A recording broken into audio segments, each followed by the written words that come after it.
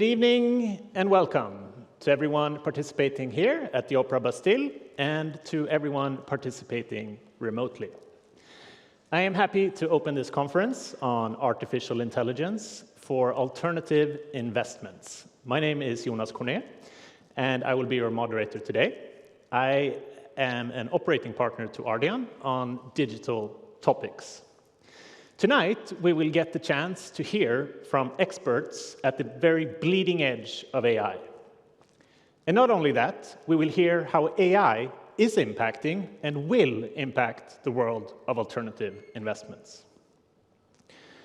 To start things off, we will hear a keynote speech from the highly esteemed Philippe Aghion. We will then move into 3 panel discussions. The first on how asset managers are adopting AI in their business. The second on how asset managers can help portfolio companies adopt AI. And the third on actually investing in AI. After the panels, we would like to invite everyone who's here at the Opera to drinks just outside of the auditorium. But before all of this, I would like to invite Matthias Burkhardt to the stage. Matthias is Executive Vice President at Ardian, and among his many responsibilities, he is responsible for technology development. Matthias is also the CEO of Ardian France, and as such, he is a heavy hitter in the world of private equity. And I have the chance to ask him a few questions tonight. So I would like to welcome Matthias to the stage.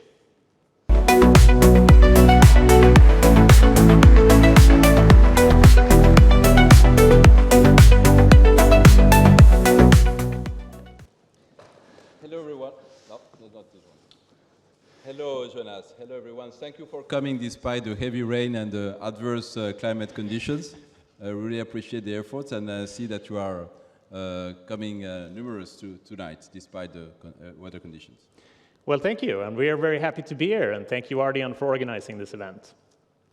Now, I have some very serious questions for you, but I also have a not so serious question. And so when everyone came in here, we heard a song from Daft Punk. And then we heard a jingle, and I'm wondering, did you enjoy the jingle? Yes, very much. I think it's extremely efficient. I mean, it was produced by Arthur in our team in less than 30 minutes. It makes the job. It doesn't cost much. And no offense, Arthur, I think it's a different thing compared to a song written by a human being. I think not tomorrow that the Gen AI will produce something with the virtuosity of a human being.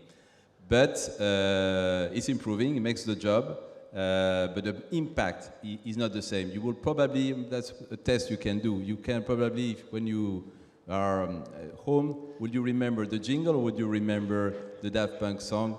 Is a part of the soundtrack of Tron, a movie which is a legend in the beginning of the 80s on Gen AI. All right, well, thank you. So moving on to maybe a bit more serious question. This year's winner of the Nobel Prize in Physics, one of them, was Geoffrey Hinton. And when he was asked what he thought would be the last job to be replaced by AI, he said, plumber.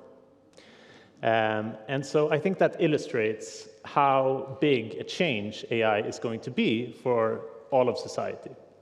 And as an investor, does the advent of AI impact the type of sectors or the businesses in which you choose to invest? Well, first of all, I think we have not waited until last year and the latest development on Gen AI to invest in innovation and in particular in the data science. We are convinced that data science is having an impact now for some years now, massive impact in our life, but also in economies in our companies. But it's true that Gen AI is such an acceleration and a disruption of our models that I have to admit that we have been rethinking and improving our investment process. So it has an impact. For example, We recently invested 1 year ago in a data center company because we are convinced that the data center are the backbone, and digital infrastructure are the backbone of this new AI and data science economy. A data center company, and as you know, the impact of Gen AI in the energy consumption is key. So when we look at the investment, we thought what would be the most efficient company in terms of cost, but also in terms of carbon emission, and we were lucky enough to invest in Verne. I think Dominique will be tonight commenting on this. We also, but we don't only invest in the infrastructure for the digital economy. We want to invest in all the value chains through our different Ardian expertise. We have launched a fund devoted to semiconductors, because we believe that Europe has a lot to catch up in this sector, and is an essential brick of the Gen AI and the digital economy as a whole. We are investing in companies such as Artefact and 𝐩𝐫𝐢𝐳, who help large corporates to integrate and to embrace in their business model the Gen AI technology.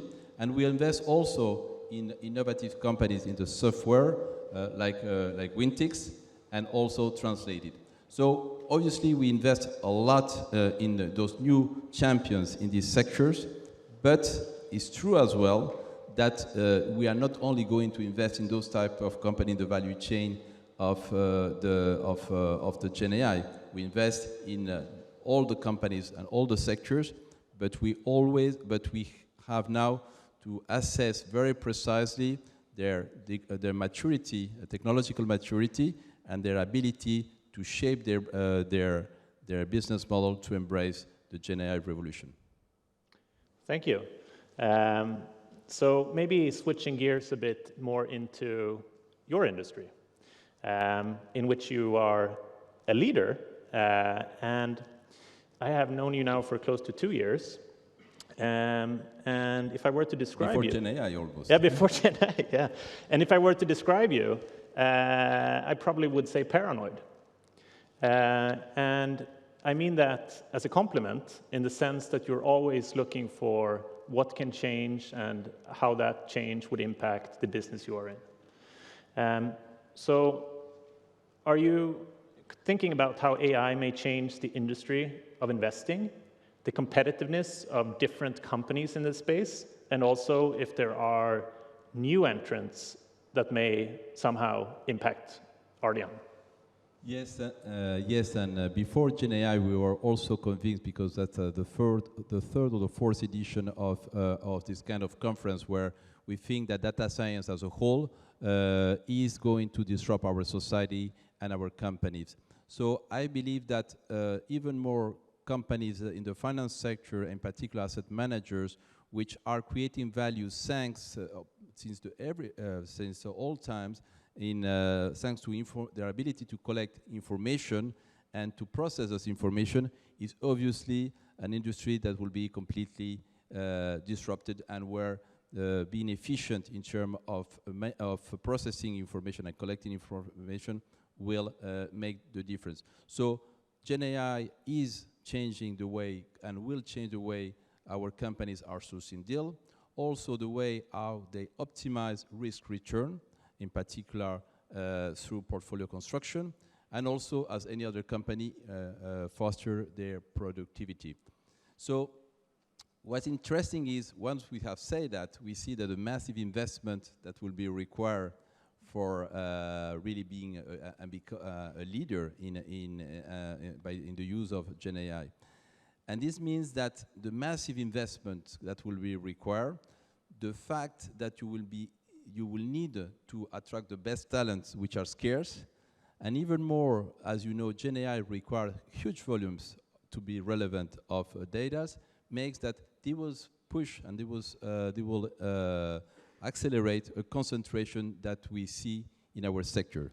So do you have a sense, like intuitively, of being in this industry for a long time, if things are moving faster now, or have they always been moving fast?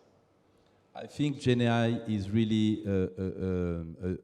a disruption and acceleration of our model, which will be even more strong than other recent or not that recent evolution. I think we all have in mind the example how much time it took to Netflix or to Google to have a number of users, and how much time it took to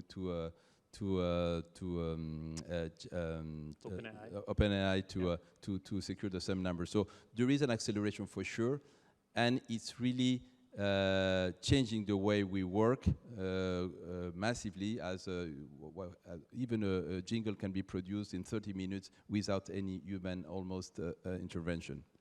And then maybe a final question I'd just like to ask, and that is, so Europe, what's your sense on Europe? Well, it's true that the gap between Europe in terms of productivity and between Europe and the US has increased a lot last years.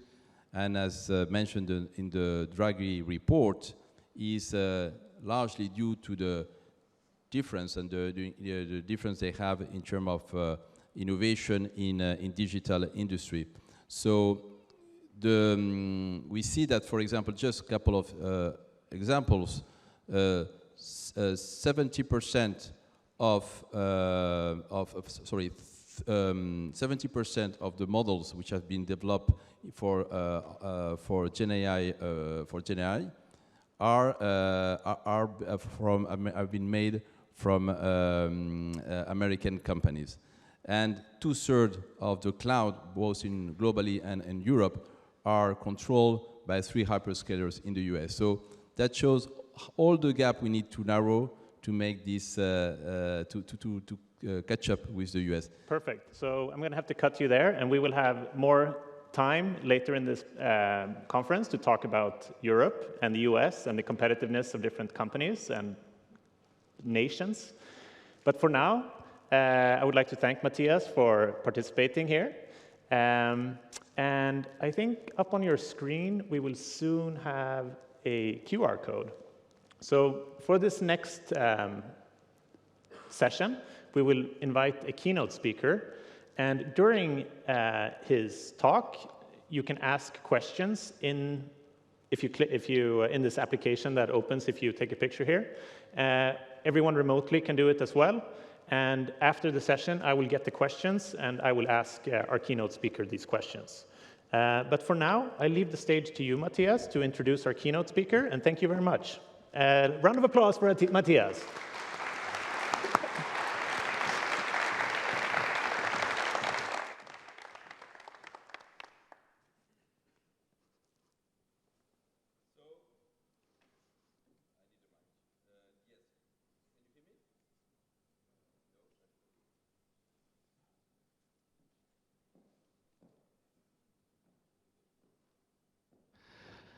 So we are very fortunate tonight to have Philippe Aghion as our keynote speaker.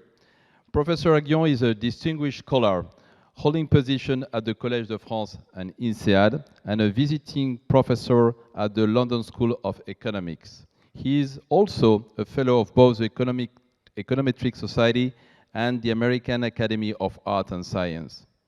His groundbreaking research focuses on the economic of growth, and together with Peter Howitt, he developed a Schumpeterian growth paradigm, a key framework for understanding how innovation drives economic progress.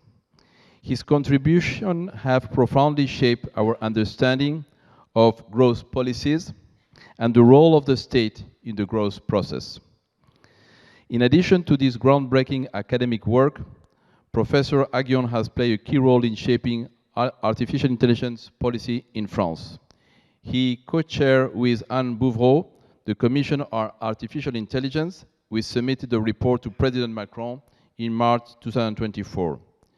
Please join me in giving a warm welcome to Professor Philippe Aghion.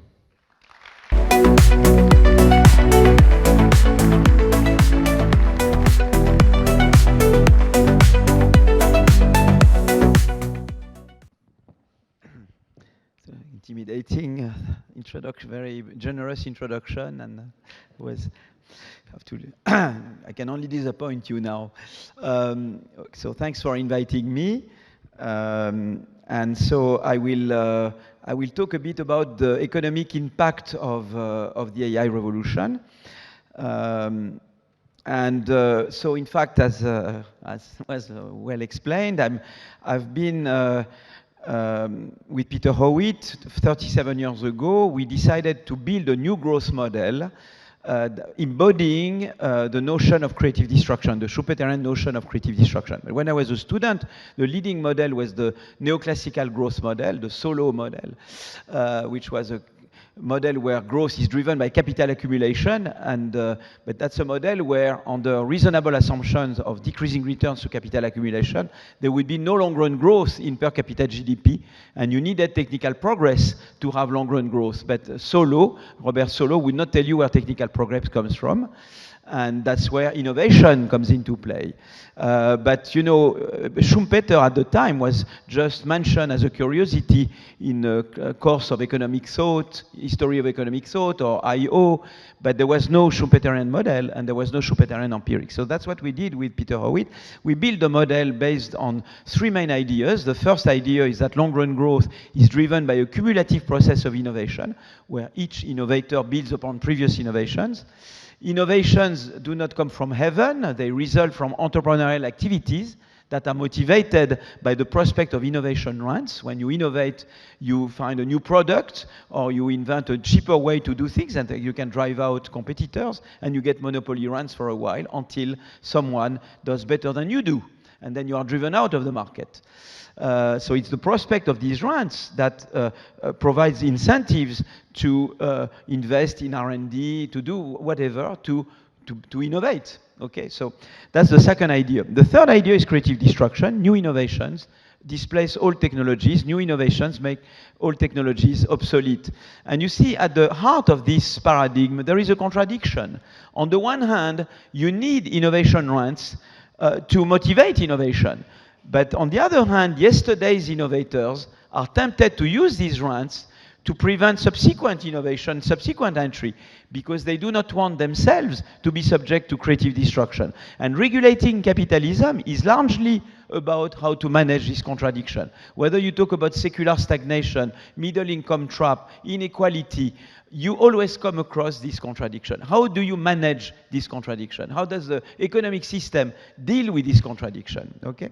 So the first prediction of the paradigm is that growth is positively correlated with turnover. Wherever you have more creative destruction, you have more growth.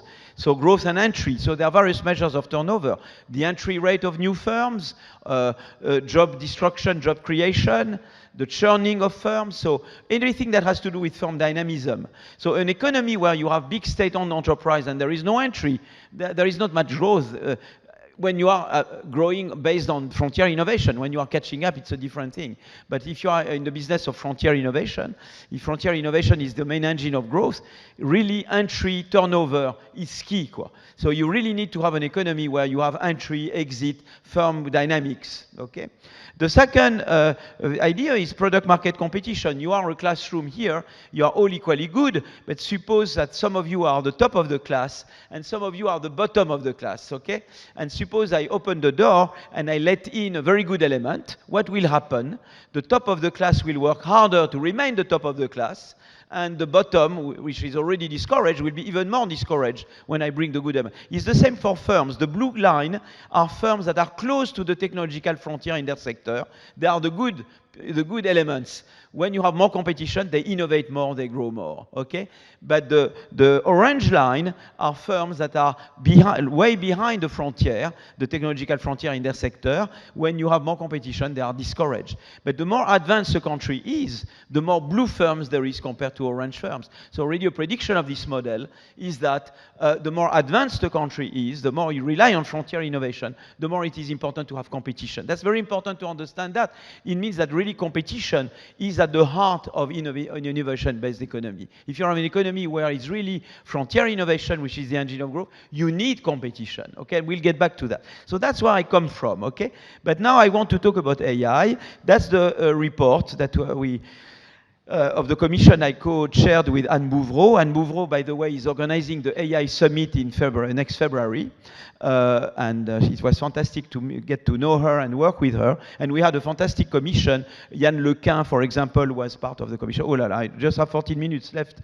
I have to keep to speed up. Okay, so let me go into, I don't want to spend, since I have only 14 minutes, let me right away go into AI and growth, okay?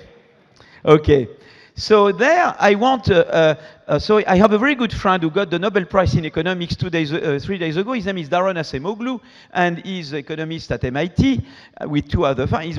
He's my co-author, but also on other things we disagree. So when I work with him, it's like flying eastward. You have the wing behind you and you go fast. But when I don't work with him, and like, for example, on AI, I disagree with him, is if I fly westward, going west with the wind against me, okay? So here we don't agree. And you will see why not. So first, I want to just mention, since time is flying, that with joint work with Ben Jones and Chad Jones, we've emphasized the idea that AI boosts productivity growth. Why does AI boost productivity growth? Because it automates tasks not only in the production of goods and services, but also in the production of ideas. It becomes easier to find new ideas, okay? So that's the thing. So why is it that you find ideas, it's more easy, it's easier to find ideas with AI? Because AI helps find solutions to problems, AI facilitates imitation and learning, and AI can become self-improving, okay? So, for example, there's been a very interesting paper by Brynjolfsson and co-authors, and they looked at a company that adopted, ChatGPT. This company is in the top 500 in the US, and this company provides advice to small and medium-sized enterprises in the US on adoption of software. So typically, you are a small and medium-sized enterprise manager in the US, you call that company, and they will direct you to a Philippines employee, and the Philippine employee deals with your request. How do I install a new software, okay?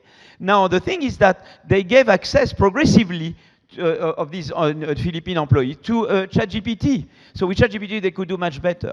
So what they look at is that how the fact of having access to ChatGPT has increased the productivity of these employees, okay? And they measure productivity by the number of resolutions per hour. And what they find is that, you see, I compare the evolution of productivity for an employee, a Philippine employee, who has access to GPT, to ChatGPT, to an identical employee with the same productivity before, who doesn't yet have access to GPT. And you see that having access to ChatGPT significantly boosts productivity by 14% in the short run, and after 2 months, 25% more. It's huge, okay? And so now that's one company. Now then you want to go macro.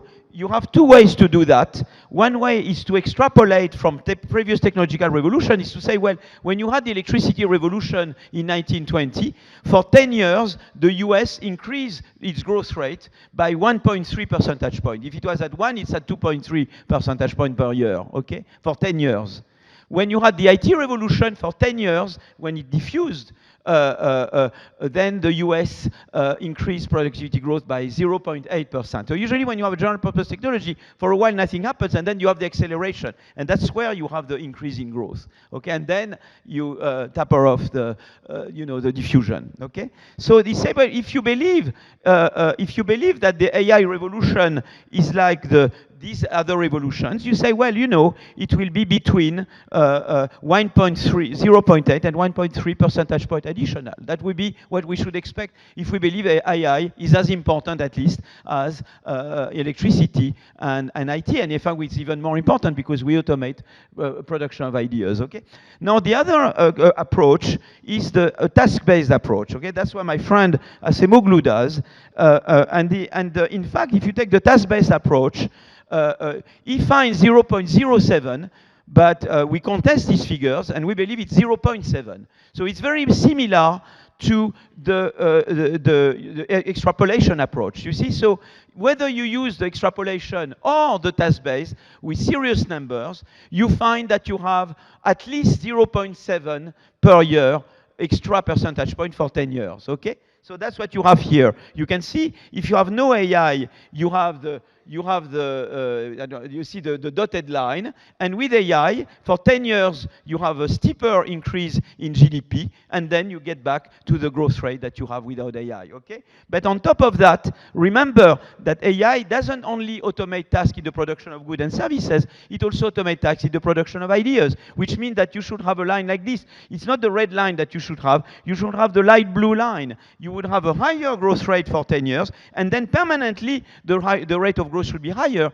because permanently, ideas are easier to find. You see what I mean? And so the 0.7 is a lower bound. You are underestimating the growth potential of AI. It means that overall, the growth potential of AI is enormous. Okay. Now there is a minor to that. And the minor to that is that you have a lack of competition can be an obstacle. And if you look at the IT revolution, you see here I'm telling you, I'm showing the average yearly TFP growth rate in the US. You know, Solow used to say, we see computers everywhere, but in the statistics, he was speaking in 1995, right before the upsurge in growth in the US. So right after he spoke, we saw the computers in the growth figures, okay? And then growth soared up between 95 2005, but then you can see that since the 2005, TFP growth has declined significantly in the US. And the reason for that, it's particularly true in IT producing sectors and IT using sectors. The IT producing is the black curve, IT using is the gray curve. And what happened, in fact, is that with the advent of the IT revolution, you had the emergence of superstar firms, Google, Amazon, Walmart.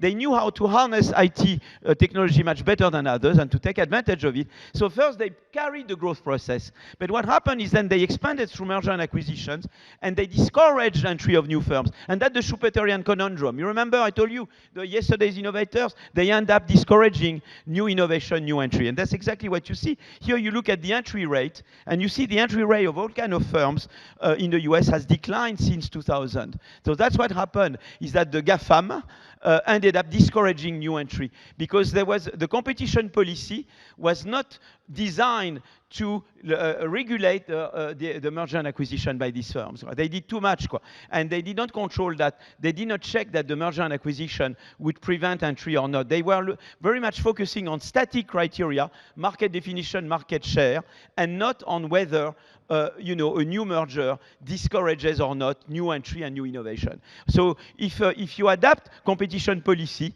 then you can harness IT. It's the same for AI. AI, the competition problem is even more dramatic, because from the start, Google et al. Dominate the upstream segments of the AI market. Okay, for example, the cloud is dominated by 3 superstar firms, Amazon, Google, and Microsoft.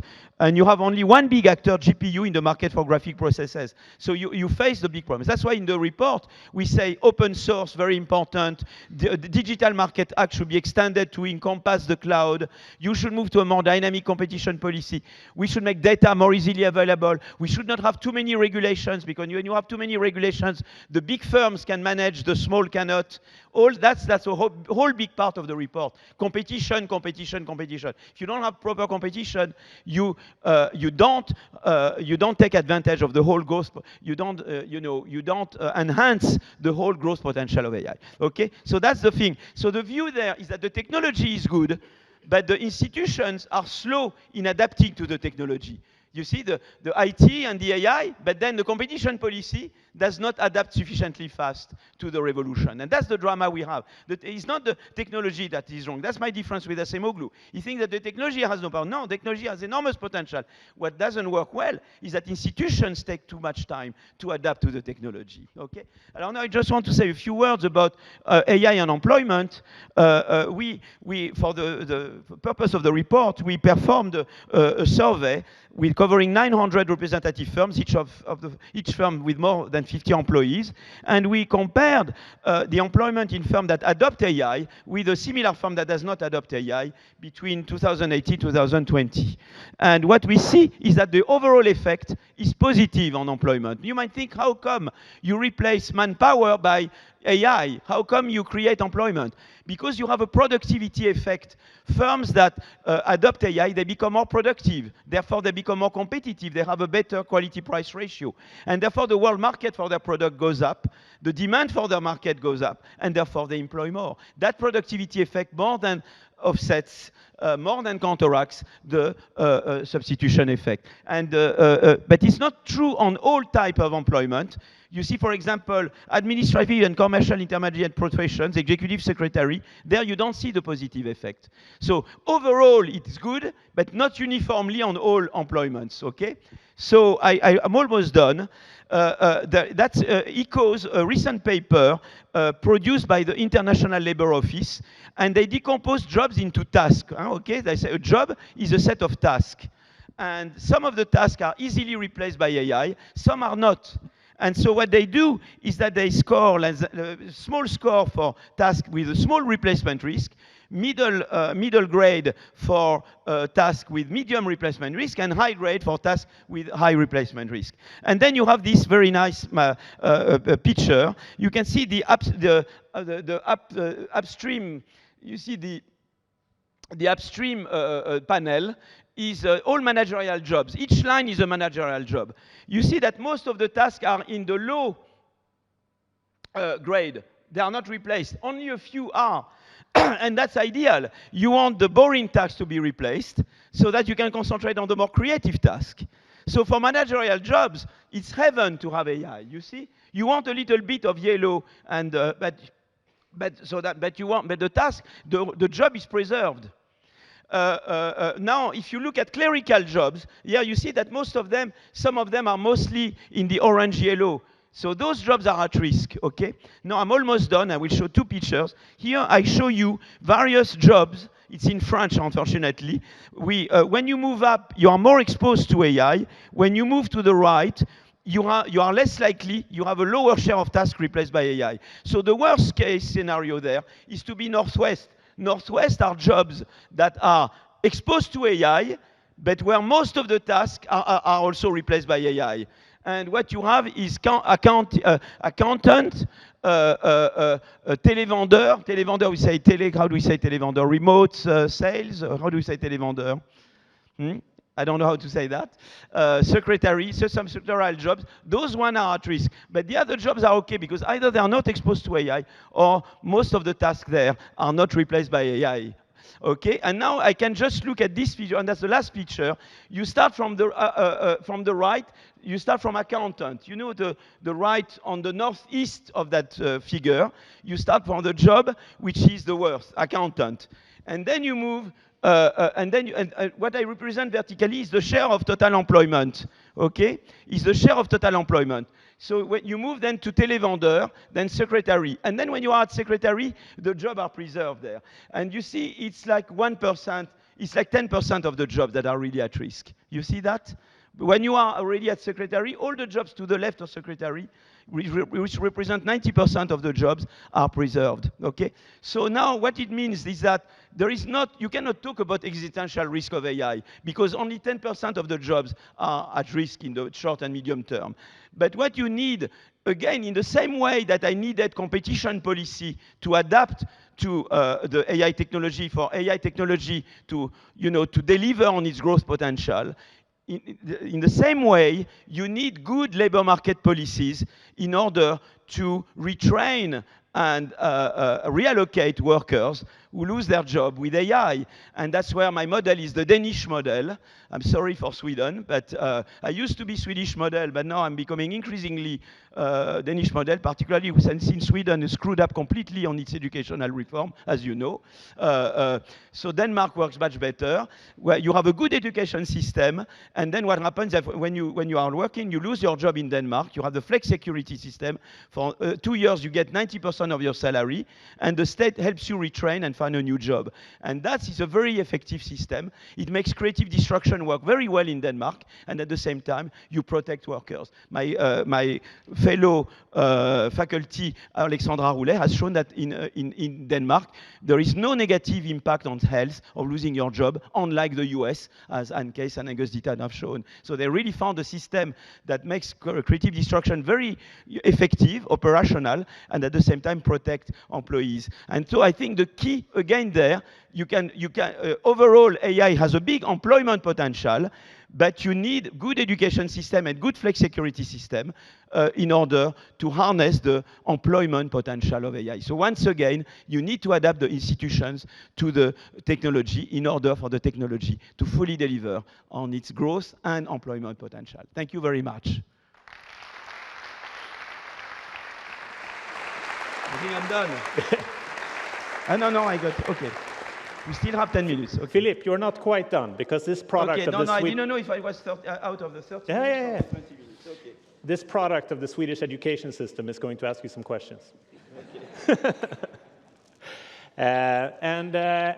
I just, the graph that you showed on firms being created and firms dying, would you say today that the rate of technological change is, where are we? Are we moving fast? There's an acceleration in, there is acceleration in the rate of creative destruction. And that's why you have in the US an increase in the mortality rate of unskilled middle-aged, and that's what they call the death of despair, is because people are becoming increasingly stressed, and in the US it translates into higher consumption of opioids and sleeping pills, and that's why people die a lot. Of course, in Denmark, they don't have to do that because they have flex security. So you have an acceleration in creative destruction. They don't have a good social system in the US to manage it, and they have a good social system in Denmark to manage it. So, so the rate of change is increasing. It's high. It's increasing. Yeah. So, would you say then that the lifetime of firms is decreasing? I don't. I look at the rate of entry. I mean entry. It's true. It's yes and no, because I showed you in the US in the 2000 the rate of entry went down. So over a long period, creative destruction, maybe AI is accelerating the rate of creative destruction, although we come out of a period in the US where, in fact, creative destruction went down, because I showed you that the large firms discourage entry. So during the period 2005 until recently, it had gone down, but I think with AI, it's resuming. I think that's the proper view, is that entry rate. You remember I showed you that pitch, I showed you this figure. If I go... no, it's before. You see, the entry rate of new firms in the US went down since the 2000. So that's making that in the US, there was, for the past 20 years, a decline in the rate of entry, in the rate of creative destruction in the US. And now I think it's reversing. But so it was not regularly increasing. You see, it went up. It went up between 1990 and 2000, but then went down because these large firms discourage entry, you see. Okay. So from an academic point of view, what advice would you give to managers of businesses to prolong the lifetime of their firms? But I think the best way is to innovate. I think, because there are two ways to prolong. One way is to have entry barriers, is to do lobbying. For example, in Italy, when firms become big, they do less and less innovation, and they hire politicians to remain in business. That's not the right way to do. So one way to remain in business is to do lobbying and put entry barriers. The other way is to innovate. So of course the right way is to innovate. And it's good to have an environment where you have limited lobbying. That's why competition is so important, because then there is no escape. The only way to survive is to innovate more. Okay. So that's why competition policy is important. It implies also regulating lobbying activities. So you said that competition, you need competition in an industry. Yeah, absolutely. And yet you have some firms that are becoming quite dominant. You might say even monopolistic. Exactly. Do you think it's the right way to create more competition, is to punish firms that are very successful, or to subsidize or somehow? No, it's important to identify whether firms are what I call the good rants and the bad rants. There are firms that are big because they innovated a lot. They did big innovations, okay? And there are firms that are big because they put entry barriers, they do lobbying. And so there are ways you can use patenting information, price, total factor productivity in value and in quantity. You can use these magnitudes to, in fact, estimate whether firms are big for good reasons or for bad reasons. There are the good ones and the bad ones. And it's important to distinguish, and of course, you should encourage firms that have the good ones. You should not punish a firm because it's big, but especially if the firm is big for good reasons, not for bad reasons. I think that's and you should help firms grow. So it's important to help the good grow, but you don't want firms to grow not based on innovation. You want to encourage growth through innovation. That's what you want to encourage. So you don't want to punish firms because they are big. If they are big because they innovate, you should reward them. But if they are big because they put entry barriers and they do bad mergers that are mergers which are there to kill the competitor, then you should foreclose on them. Okay. So maybe taking things more a bit into the world of AI. So right now you have, and Europe, by the way. So right now you have almost all firms in software, in chips, a lot of the things that are needed for AI in the US. Yeah. What do you think is left for Europe? I think Europe, for example, I take the example of France because we wrote this report for France. We have lots of assets. We have very good mathematicians. We have very good engineers, very good computer science people in France. So we have very good resources. The thing is how we make use of them because they're very tempted to work in the US or for US firms. And so we need to invest. So that's why we need not only competition, but investment. Investment in AI research. We should, for example, public research is very badly remunerated in France. So they are very tempted to work for Google. It would be very important to make it possible for researchers to spend some time at the university and be well paid, like they are in the US. So we need to have a system where you have good rewards. Maybe you allow them to share their time between public and private. You provide good public funding for promising researchers. So that would help, of course.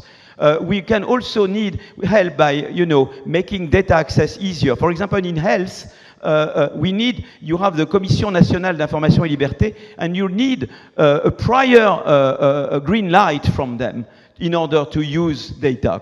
We want to get rid of that and say we do only ex post monitoring, not ex ante monitoring. That, I think, with the big progress, you see, because a big strength we have in France is we also have very good data, for example, in health and some other areas. Sorry, you good said data, good data. Okay. So, but the problem is that we have too many regulations to make those data truly available. We cannot really exploit them. Like in health, for example, it may take 18 months to get green light to use for a researcher to use health data. And we want to get rid of that. We want to simplify access to data. So those are things that we can do and that would make it possible to have more specialized AI developing. But we also need computing power. We don't have computing power in France. We need to invest in computing power. We need to invest in local data centers. So that's where we said we should spend, the public sector, the state should spend 5 times 5 billion euros to at least contribute to, establishing these data centers, developing the computing power, and having a better public research system for AI. So those are kind of key. So it's both. You see, sometimes you oppose competition and investment. I think you need both competition and public investment. Okay. So that's my view. And I think Europe needs industrial policy. We need competition policy, but we also need industrial policy. There is an ecosystem of innovation in the US that we don't have in Europe. That's the Draghi report. In the US, you have very good basic research, very well funded, much less in Europe, okay?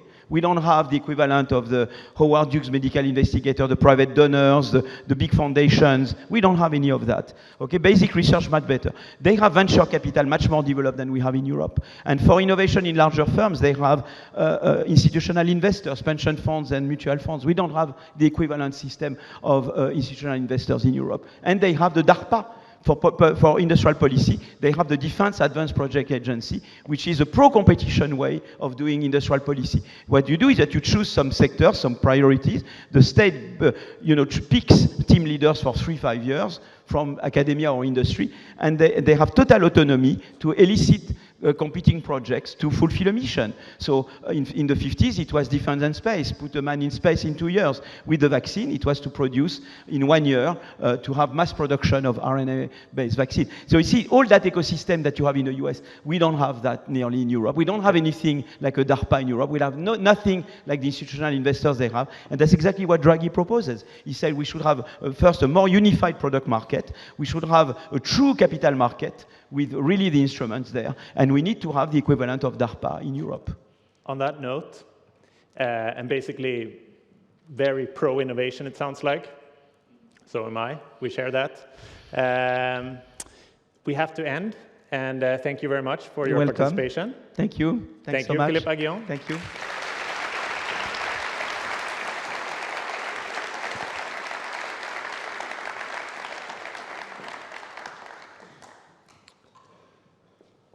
And with that, it's time for our first panel. And it is on the topic of how AI can basically be used by asset managers in their operations. And for this, we will invite our esteemed speakers to the stage right now. Come on up.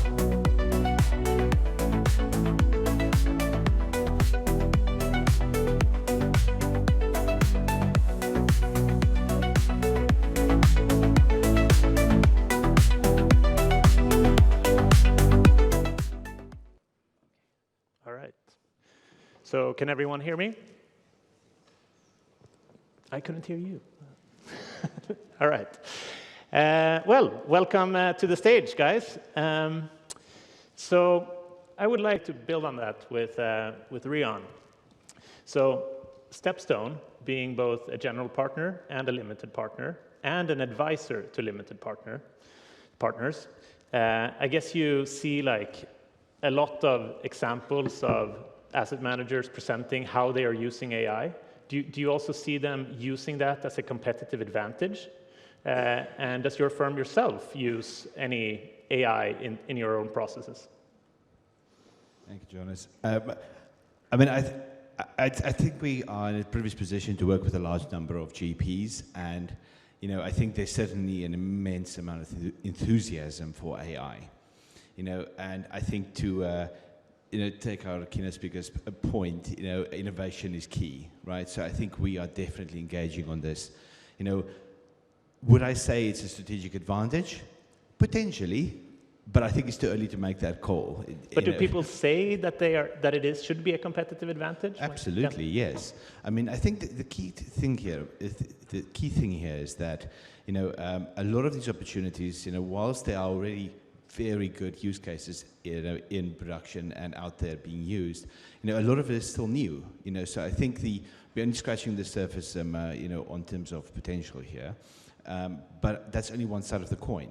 I think from our perspective, particularly when we sort of, look after our clients' money and when we engage on the topic of AI, we also look at the other side, and that is risk.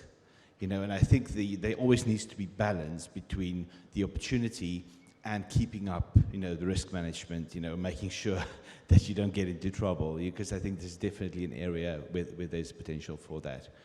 And I think one really interesting thing we're seeing is that, whilst there's a lot of work going on in generative AI, there seems to be a resurgence in interest in older technologies as well. We have had so many conversations where we say, okay, we're working on the following solutions, but actually what we're also doing is, taking this technology that's true and trusted and, it's been out there for a long time, it's already a lot of applications, but we see how else we can apply it, where else we can use it.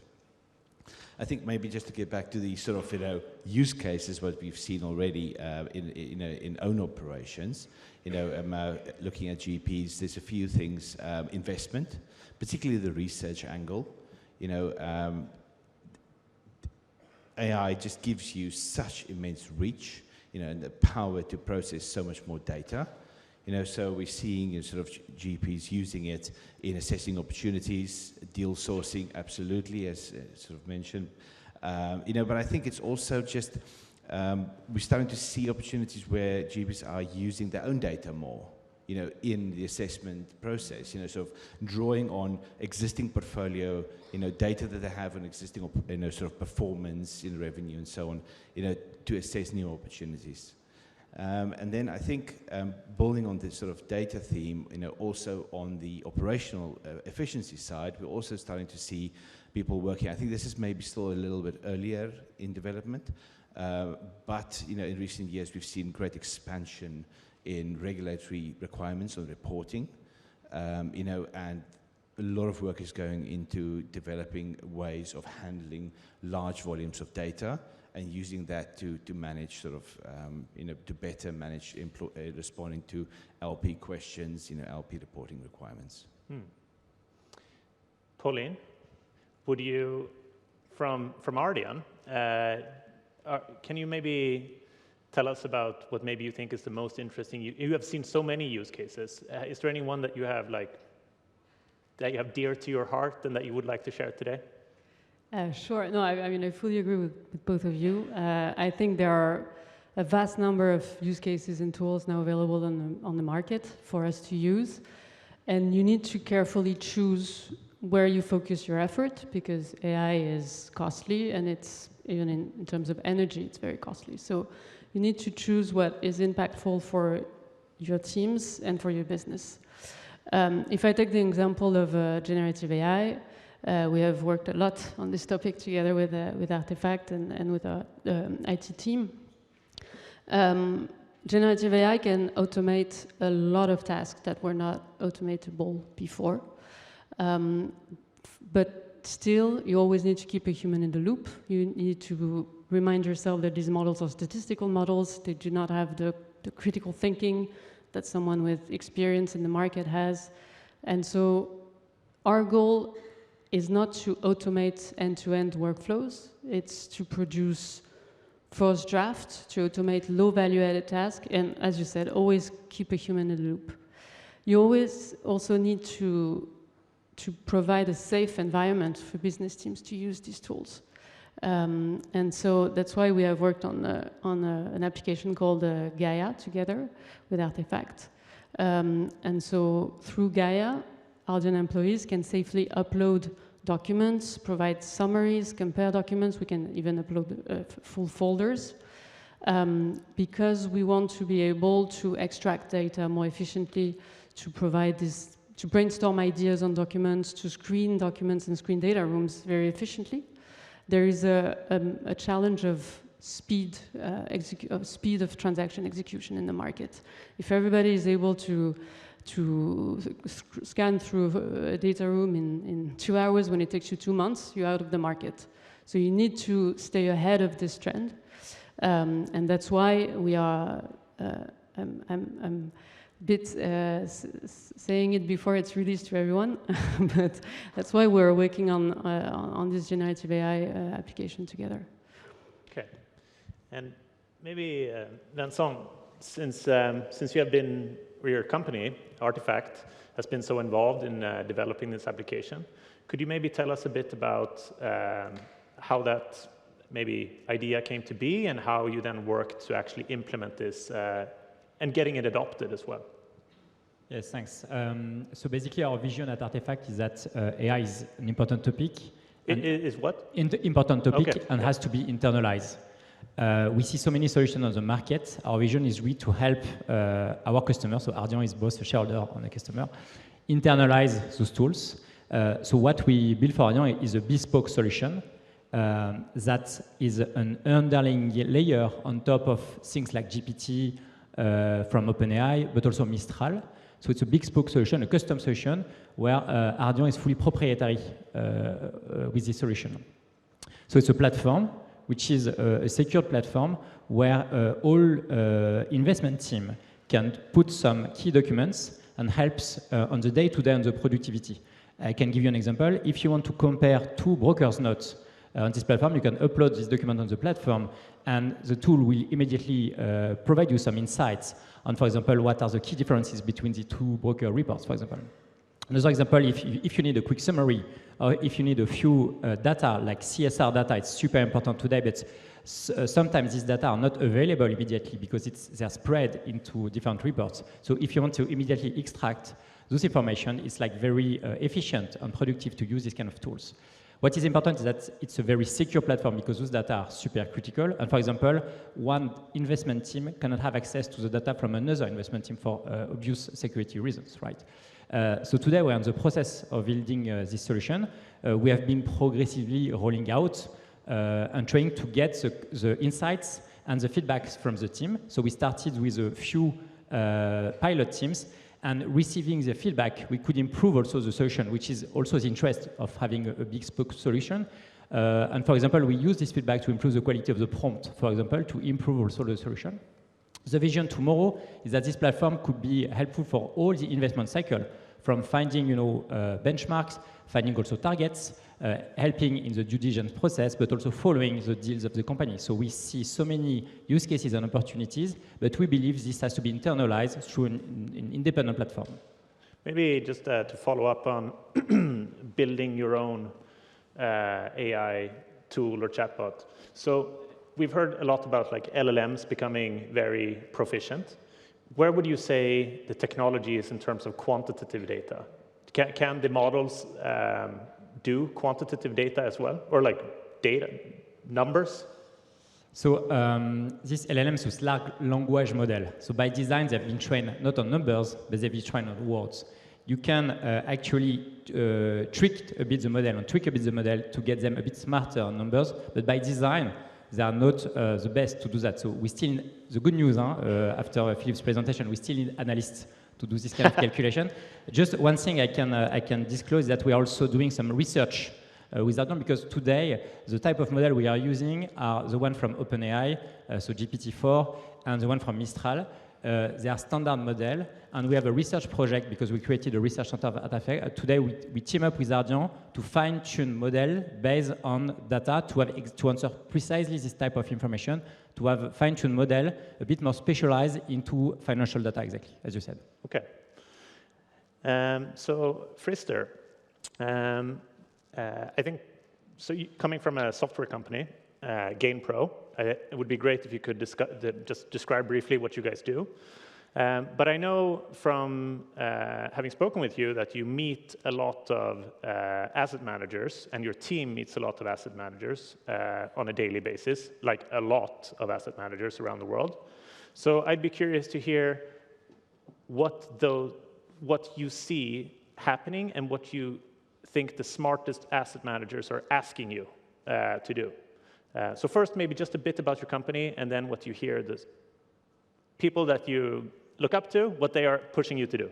Yeah, fantastic. So founder of GainPro, what we do is basically we create a profile on every company in the world, and by every we mean every company with more than 10 employees should be in our database. And what we do is we build a knowledge graph on them based on financial data, text data, that enable, in the end, our clients to determine, okay, what is my investment sweet spot, and how do I build a pipeline of opportunities that meet those criteria, whether as a platform deal or an add-on, and then meet those companies earlier on than they would if they would follow a human process. So at the end of the day, what we do is we enable people to be more competitive in building a sweet spot pipeline of companies they want to invest in. Well, you can think about where AI comes in there. If you want to cover every company in the world, you end up with a lot of companies, roughly 5 million, actually, to be exact.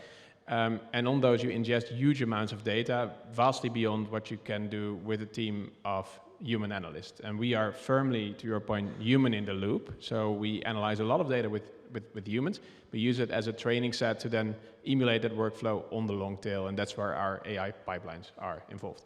So to your point, what are the best assets? So we work with a lot of European firms. We work with a lot of US-based firms. What are the best asset managers doing? I think, funny enough, a lot of the conversations we're having are always starting with the client saying, yeah, we're probably very far behind, right? So everyone has this sort of feeling that they're behind, but actually I think the playing field is quite level also between the US and Europe, with on both sides of the people making great innovations as we speak, Ardian being a case in point there.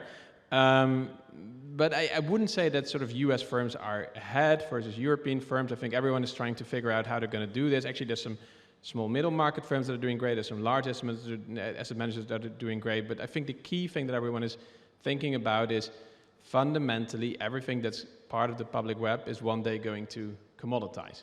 So it might lead to more, and basically every horizontal tool, every vertical tool, it's all great, you should use it all, it makes you more efficient, but in the end that's going to make the market more efficient, and it's going to create sort of a consumer surplus. I don't want to curse, but like maybe a lower management fee. But if you want to generate alpha, it should be about something that's unique to your firm. So what proprietary data do you have that you can match with external data that gives you this edge in the market compared to the competition? I think the smartest are thinking about, okay, how am I going to merge external and internal data for something that's quite unique and bespoke to what I'm doing as a firm, basically. Okay, so pretty soon everyone will have access to the same public data that's online, and then the proprietary data from whatever source it can be will become a differentiating factor. Yeah, so fundamentally also external data can be leveraged in a proprietary manner. Every investor has a different sweet spot, so even if you have full transparency on every company on the planet, you can still figure out what are the kinds of companies that further down the line I'm best at handling, and then finding those companies. And what we say, move your funnel from V shape to T shape, so be sort of more narrow, and then double down on what you're good at.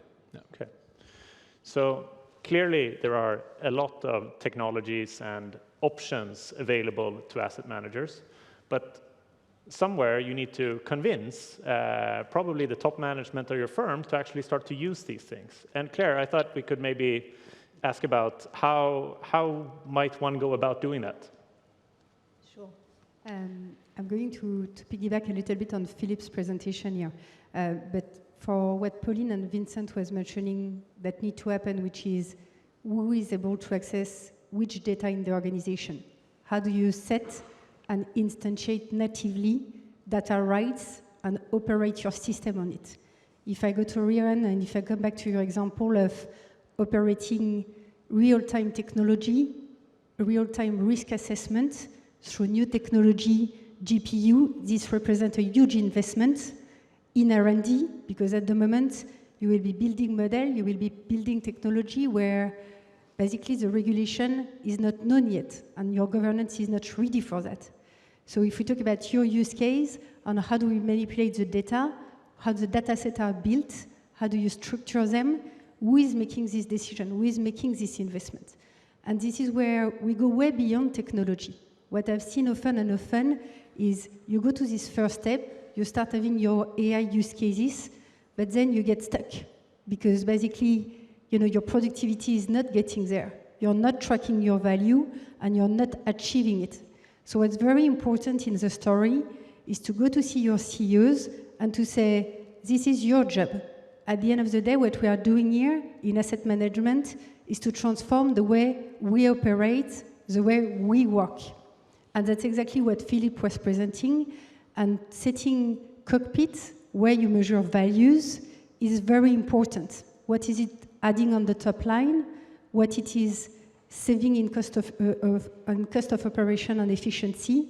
And how do I deliver not only AI use cases, but basically model office and where to operate deals, where to invest, where to manage my company and to work with the day-to-day, which are very different. And for full disclosure, I was a visiting scientist in the lab of 𝐟𝐫𝐫𝐥𝐝, so I know quite well the story of how labor is changing through it. So, okay. So convincing the top managers with actually like some data is important. So the way we did it most of the time was basically to put it in their incentive. So it was basically part of their bonus pool and remuneration in order to start. Because it's a story where the data is not enough. It's changing your business. The value chain are changing. The way you operate your chain and the way you work is changing. So you get them to convince about building the platform. You can get them to convince, even if it's hard, about building real-time risk calculation and putting some R&D. I do that in capital markets where we look and we say, okay, there is a new way to operate trading, and if we get it right, this could be hundreds of millions per day that we generate and free on the market, so that they can get their head around it. But if you want to change the way you work, the way your operation works, so the way power is distributed in a company, the way access to data is distributed in a company, this takes more. So Vincent, I imagine that your firm does a lot of prototypes for customers, and then at some point they have to be productized. Do you find the transition from going to from prototype to product to be challenging in AI? Is it different from other types of software projects? I think what we've seen, especially with Gen AI, is the multiplicity and the ease of building prototypes. To give you a concrete example, when I started the company 10 years ago, building a prototype on average was 3 months, right? A prototype in machine learning was 3 months. Today, with Gen AI, you can really have something which is quite compelling in, I would say, 3 to 4 weeks, right? Even if it's not stabilized at all, you can have. So you have a feeling that it's actually in everyone's hands quite easily. But there is a compromise. You have a need to build this kind of prototype, but you have a huge difficulty to industrialize. Today, we've built some kind of an assessment across our clients. Only 1 out of 10 actually manage to industrialize. For 2 types of reasons. One is technical reason. It's very difficult to have a stabilized answer, right? You have, and especially in critical area, we mentioned healthcare, but also finance services. You cannot expect to have even 85% of answer right is not enough, right? And to reach a level of professionalism and accuracy of 99% is very, very difficult. You need to improve the processes. You need to evaluate. It's very difficult to evaluate. Is it before AI? It was easy, yes or no answer was easy to assess. Today it's very difficult. You don't know if the answer is right or not. So sorry, why is it difficult to assess now compared to what it was before? Before, you had 1 answer for 1 question. So you could know basically if the answer was right. By design, you train the model to answer perfectly right for 1 answer for 1 question. Because it was some kind of a tree, a decision tree, where you could say for 1 question you have 1 answer, right? Today, you can have infinite answer for 1 single question. So you cannot, by design, identify ex ante if the answer is right or not. So you need to assess, to evaluate, to assess the model is quite difficult, and then to improve is also super difficult. This is the first, and associated with that, you have a question of cost. A POC is very inexpensive. For example, the project we did with Ardian is 1 cent for every request. But if you need to scale to millions of users, it can be quite expensive because it's only variable cost today. And the second big reason is are people, right? People by design, they are not comfortable with the notion of probability in every organization I've worked with. So you need to explain, how this model works. You need to improve, the way people talk to. You cannot accept just the answer. You need to explain to people how to get better, not to accept, the answer by design, but also to interact with the tool too. Voilà. And this takes time, learning, transformation, and this is a huge barrier. And we need to prepare organization to transform organization to achieve this important matter. Got it. So maybe coming back to you, and so basically your company is like harmonizing and collecting data and harmonizing a ton of data, and which is super useful. But do you also see companies kind of applying algorithms on top of the data? And do you think that they will be doing that inside of your system, or will they be taking the data and doing it on their own? Do you see any of trends? Yeah, it's a good question. So what we always say is build a stack of alternatives that are available in the market. So build your own proprietary stack that combines third-party solutions, and then identify exactly the thing that's unique to you and build only that yourself. And by the way, that doesn't always have to be AI, actually, to the point that was made earlier, that, for instance, LLMs are not great at doing math.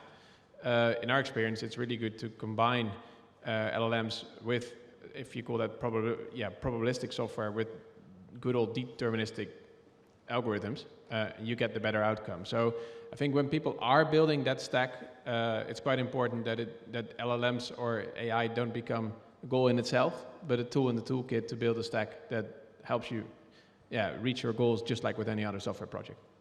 All right. So I think maybe just to summarize a few key takeaways, and please interrupt me if I'm wrong, but it sounds like to me like basically every asset manager has the impression that they are behind, which is good. Everyone is stressed to innovate. I think that's a good message. Maybe the second thing is that there are like a ton of different tools available.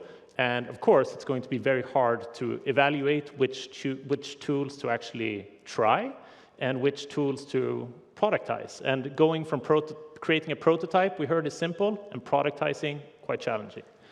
And maybe just the third or fourth point that I picked up was that adoption is really hard. People don't want to change. And that's something that we're going to have to kind of, I don't know how we can get over it, but it is going to remain a big challenge for not only asset managers and AI, but probably everyone. So I think on that note, I'd like to thank this panel for your participation. Yeah, thank you very much.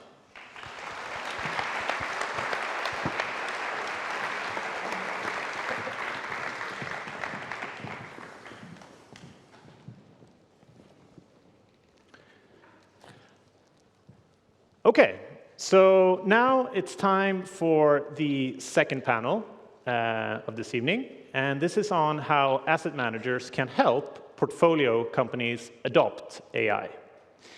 And for that, we have a new group of panelists who I would like to invite up to the stage.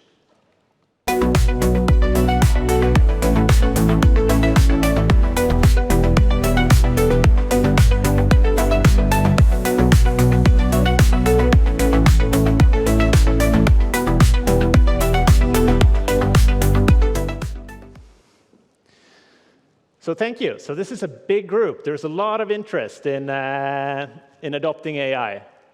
And I would like to start with a very tangible example of how AI can be applied in an Ardian portfolio company.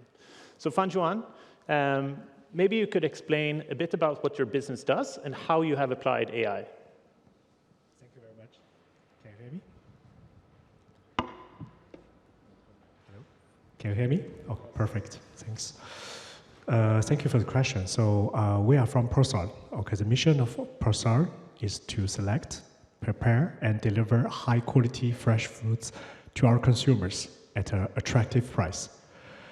So we do this through our intervention in the different kind of stores like Confrères, Fresh, and the different other brands. And at the store level, when you operate a store, there are three priorities. The first one, of course, is customer centricity. You want your staff to spend a lot of time serving, helping, interacting with your consumers.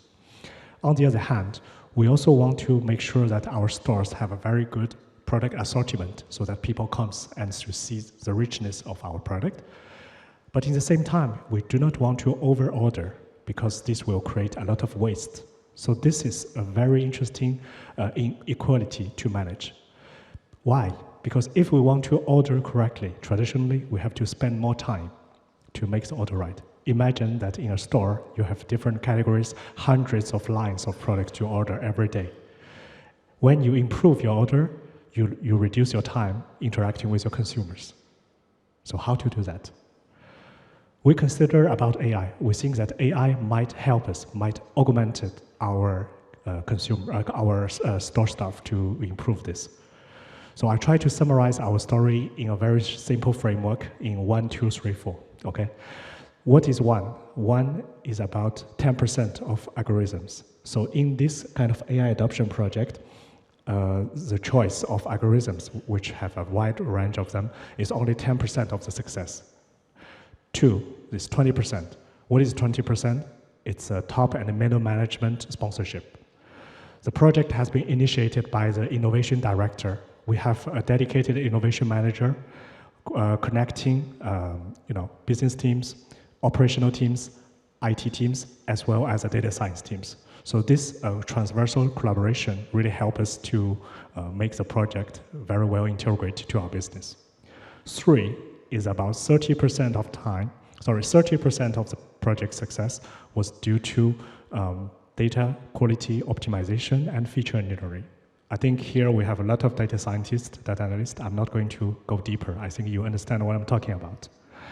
And the 4 is about 40% of the project success can be attributed to the change management. Okay, because as we said that AI is an enabler, accelerator of our people. We consider always that the people is the core of the success. When we deploy the model of our demand forecast, we have early adopters, we have people who are suspicious, and we have also people who follow. So this change management process is quite important in our adoption. And so what's the link between this project with Ardian? Is that we leverage the different kind of technological partnership frameworks that Ardian could provide to us, which enables us to enjoy the best rate, working with the best partners in class, so that we can avoid reinvent the wheel and also deliver the project in a very good return on investment. So sorry, did you say, have you seen tangible results from this project? Of course. So first of all, we can see, as I mentioned, that thanks to the deployment of the demand forecast and order suggestions, our store staff has made a substantial saving of their time on their daily operations. Okay. So this time has been reallocated to serve and to interact with our consumers. Okay. And then to summarize is that we reduce our waste. So I'm not going to share the actual numbers, but each 0.1% of revenue can be several millions of euros. And just how long time did it take for you to build this? Well, this is a test and learn process. So we started the project about 1 year ago, and progressively we improved the algorithms, the data, and the model. So today we are quite in shape. We can say that 60-70% of the project has been completed. We still have something to learn to improve, so we are very happy to get all the feedbacks and supports from Ardian. Super. So maybe moving to a completely different business, which is that of airports. I would like to ask you, Andrea, in your business, have you seen or applied AI in any way that you can share with us, a use case? Well, actually, if you think about an airport and then you start thinking about AI, actually you have a wide of activities where innovation could have an impact. So therefore, we've been doing it. We've been trying really hard, following some needs we have in place. Actually, one is probably also ESG, so environment impact for the airport, which is a new need, which is also very important to be addressed. Quality, passenger experience, very important, as well as productivity, security, and safety. Give you a few examples we've been working on lately. We've been, a new train service was launched last January between Turin city center and the airport, so we wanted to measure exactly the impact on how passenger got to the airport.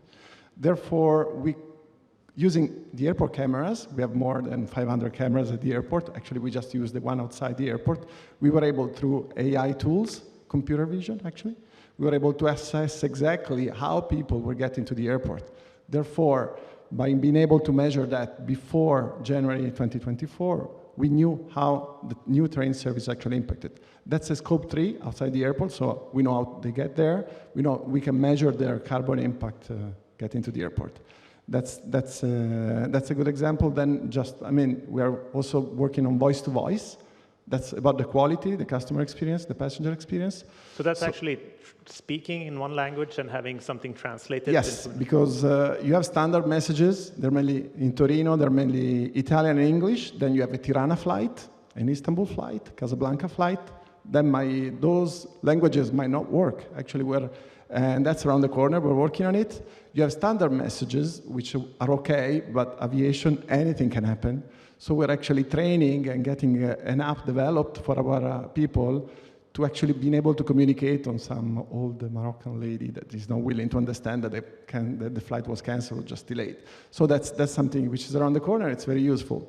And probably one other thing you have been experiencing lately, there is a new hardware. It's a new scanner for security, which is called C3 machine. We do have one on our fast track lane in Torino, and they do scan 3D software and get into the productivity as well as the security side of AI.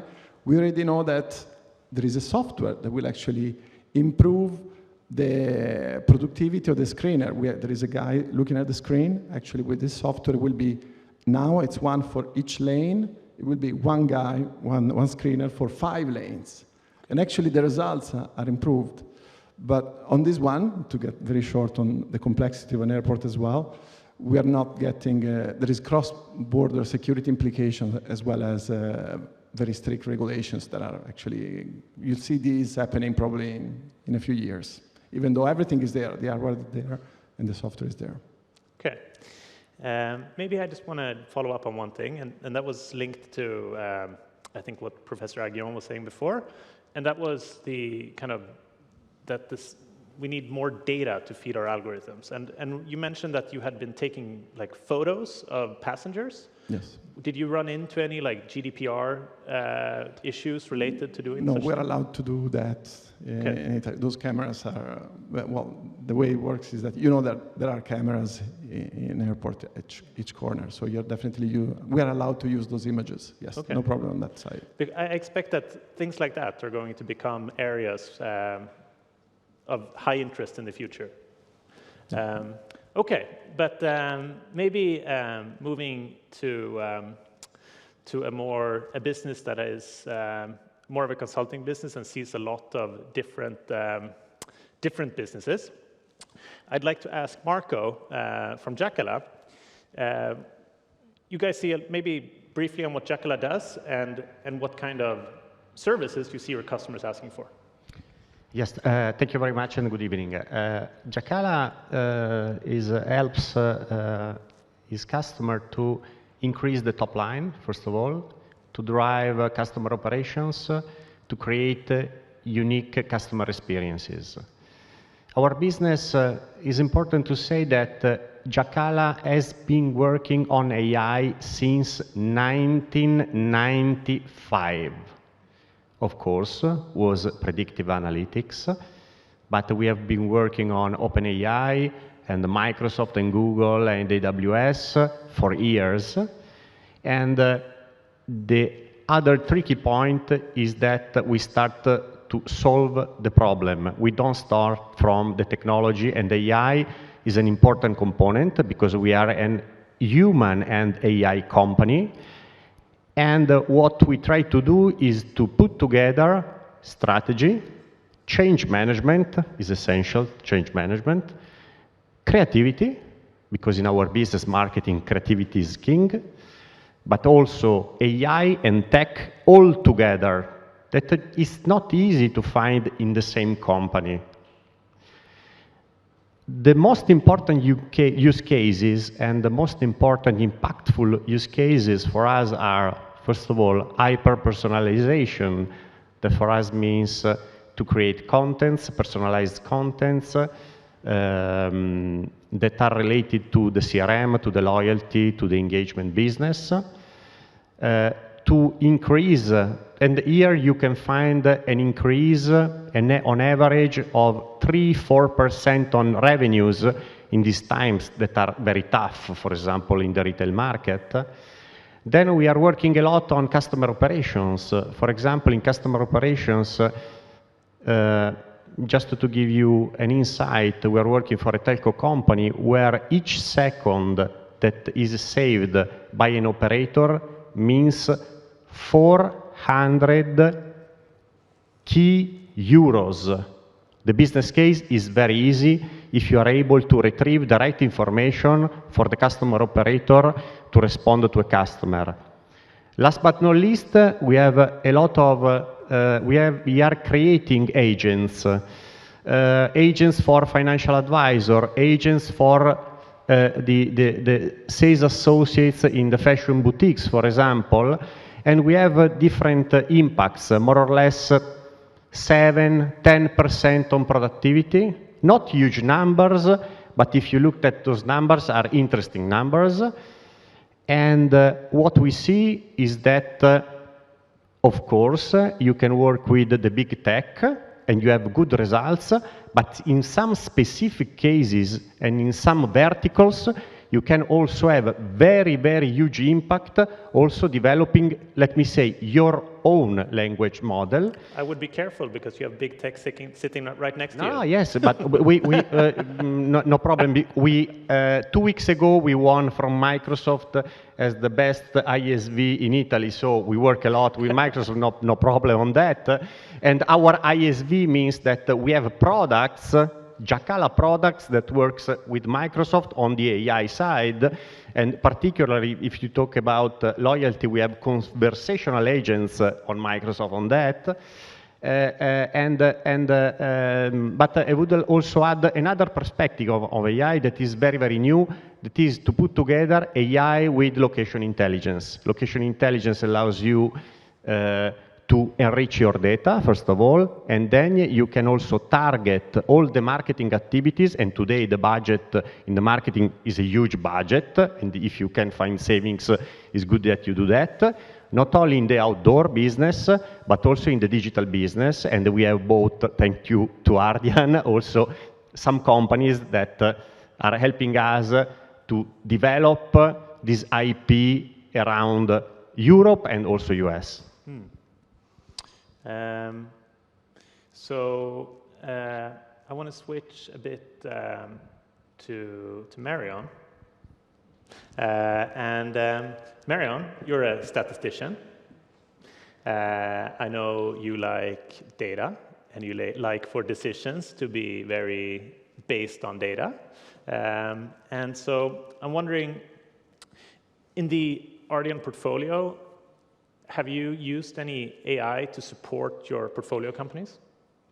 Yes, I like data. Sometimes analyzing too much can hamper decision making, so you also have to be careful to that.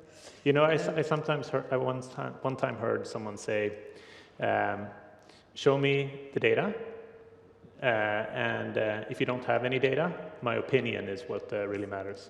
Yeah. That's correct.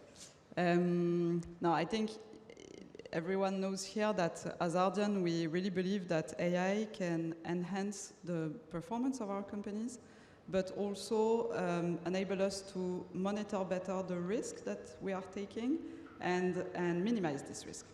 And so I will try to illustrate that through our renewable project, which is called Opta. Opta is a project that we launched back in 2020. Opta relies on softwares that are available on the market. Greenbyte is one of those, and this is how we met you. And we built ourselves, so the data science team and the IT teams together at Ardian, we built another layer on top of Opta. Opta gathers 800 signals every 10 minutes on a portfolio of 3 gigawatts of renewables in 10 countries. So that's our portfolio. We gather the data, we try to make sense out of it at portfolio level, try to understand what can go wrong, and then tell the management teams, inform them, and ask them to act. The first benefit for them is, of course, that they get softwares which they could get on their own, but they get them at a lower cost, right? Because we have scale, so we can provide that at a lower cost. That's a simple but obvious advantage. The second part is we provide them anonymized data on a portfolio of 3 gigawatts while they can see really by themselves only their own portfolio, which is maybe 500 megawatts or 1 gigawatt.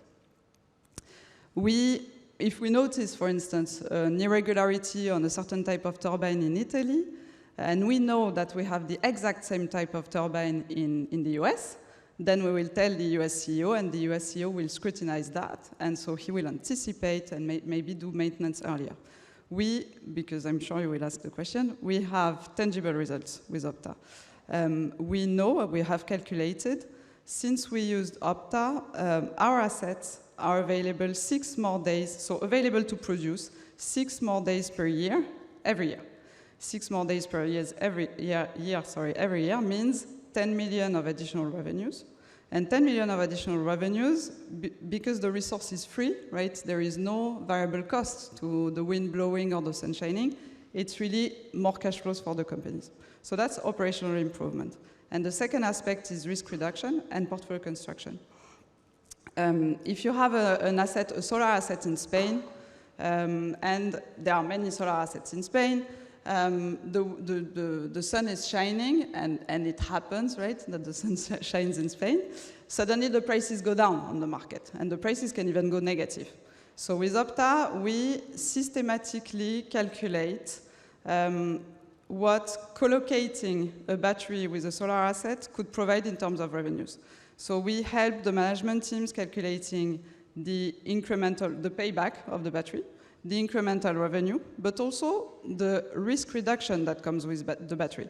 You can have an asset which is volatile on a standalone basis, but if paired with another asset, the volatility of the revenues decreases, then it becomes a good investment, right? And so I think we are providing them the tools to convince us to make additional investments. And that's very important because it also helps us as fund managers convince our investors that we are generating returns which are not volatile. And so I would conclude on this project. It's a huge project and it's extremely interesting. But I think that what really matters, and I agree with what you said on engagement of the stakeholders, what really matters is that it enabled us to engage with the management teams on other topics than financial topics. And so we have very fruitful discussions on operations, and I think this is really the way we see AI at Ardian differentiating us as fund manager on the market. I think that's a great point. Sometimes collaborating on a project like that can also bring managers and investors much closer together, which has definitely happened with Opta. Is my mic not? No, it's my Oh, I'm sorry. Is it better? Yes. Okay. So I think the point I was making maybe wasn't so important. So let's move on to Clément. And in your role as working with digital transformation of the Ardian companies, could you maybe, how do you approach that? How do you approach the companies and support them? Well, basically the support we bring to the company depends very much on where they are in their journey and where they are with AI adoption. So I would say, luckily enough, the awareness phase is behind us. And I would say that today, close to 100% of our portfolio managers know what AI and Gen AI is and realize it's important. So that's awareness phase, that's done. Then some companies are still in the use case identification and selection phase. And here it's important to help them identify what makes sense, what's feasible, and where they have the best way of what's really useful but still is doable and can be implemented. Then you have the support on implementation. So how do you organize a team? Where do you find the resources and skills required? How do you choose the technological stack? Data, quality of data. How do you organize the management and stewardship of data? How do you deal with adoption and then rollout? So I would say that most companies are in between use case identification and implementation. And with some of the portfolio companies, I would say the last step between the next one, before the next one, is around optimization. And a key point is around cost optimization. So we mentioned in the previous panel the fact that yes, it's very often a variable cost. So you want to make sure that you organize your technology so that you really ask costly LLMs only when it's needed, and also that you manage the usage and you don't have everyone asking any stupid question to the GenAI tools. So that's what we do, and the levers, the resources we have to do it, it's probably three things. One is our own internal capabilities. So as you understand, we have our own internal data science team, which can be used and work with the portfolio companies. Two, we help the portfolio companies identify and work with the best providers, be it consultants, being tech experts, being software, cloud providers, technological stack providers. And three, which is the last but not the least, is we foster exchange between portfolio companies.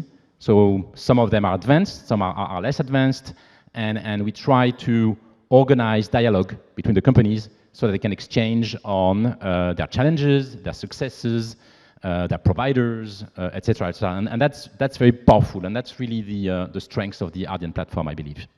And I would think that, as we talked about prototypes on the earlier panel, that this might become even more important now that there is so much prototyping and testing going on, that there should be learnings from the whole portfolio. Yeah. So yeah, sounds like a great initiative. I want to move to big tech.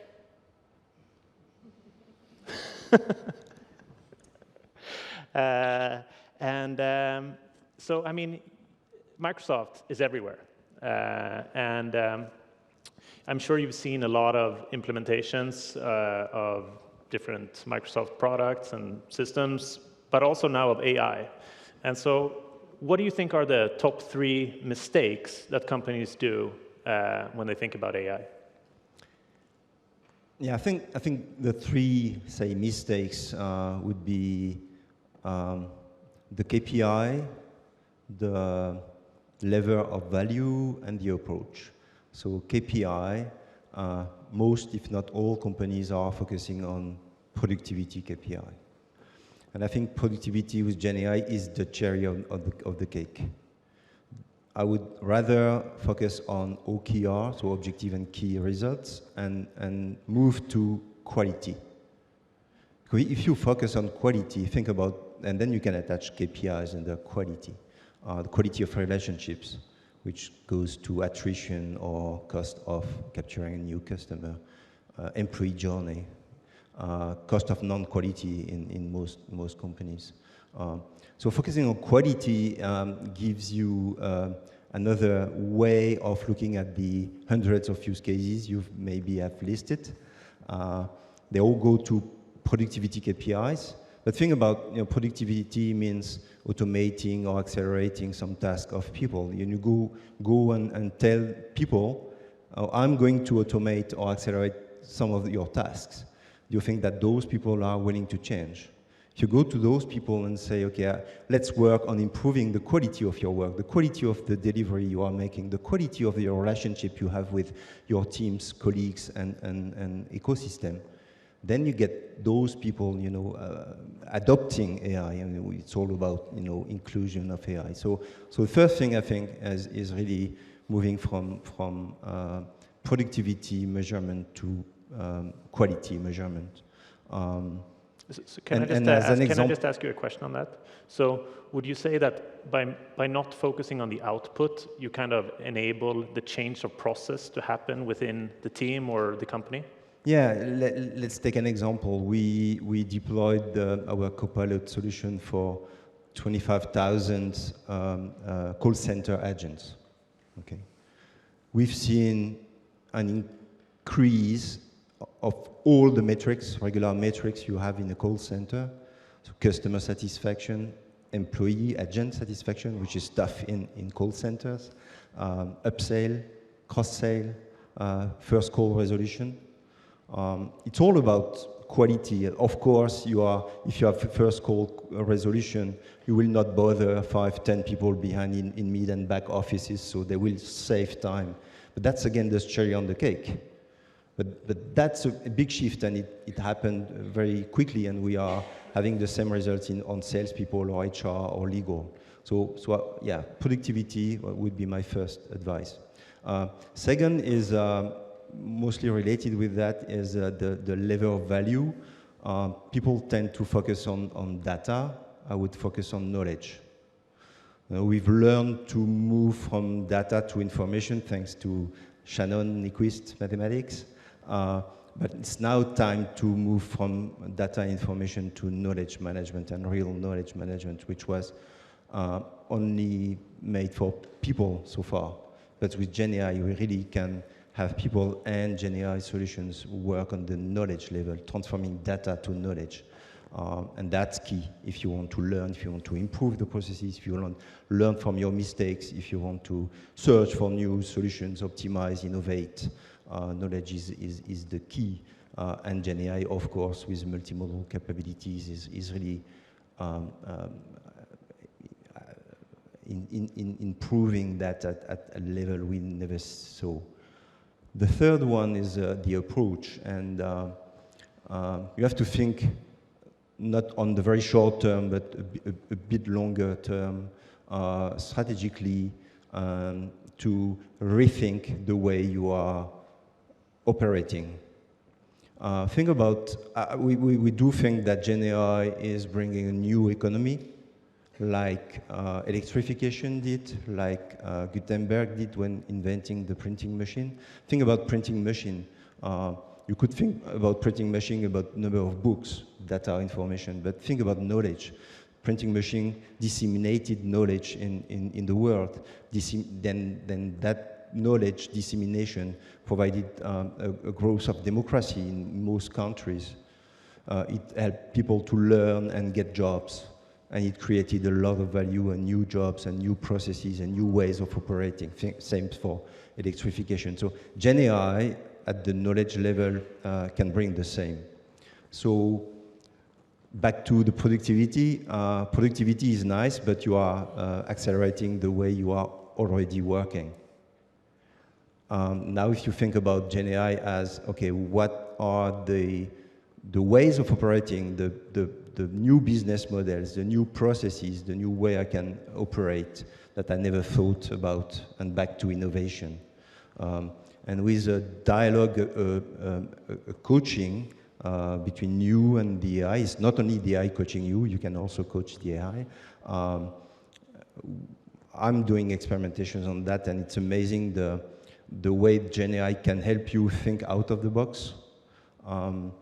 We talk about biases in LLMs, in large language models, but we know there are hundreds of cognitive biases in humans. So on responsible AI processes, for example, I'm using GenAI to search for biases in the way we are describing the solutions. We talk about hallucinations, but there are a lot of quiproquos in the way we as humans communicate because we don't use the right semantic. And GenAI can help, say, okay, you are talking about something. You are talking about banking, but this person is talking about the blood bank, and this person is talking about capital banking. So we are not talking about the same bank. So yeah, that's really something that maybe few people have seen so far, but the transformative capability of GenAI. So that would be the three levers, I would say, I would encourage to think about and step out the regular ways of thinking and measuring.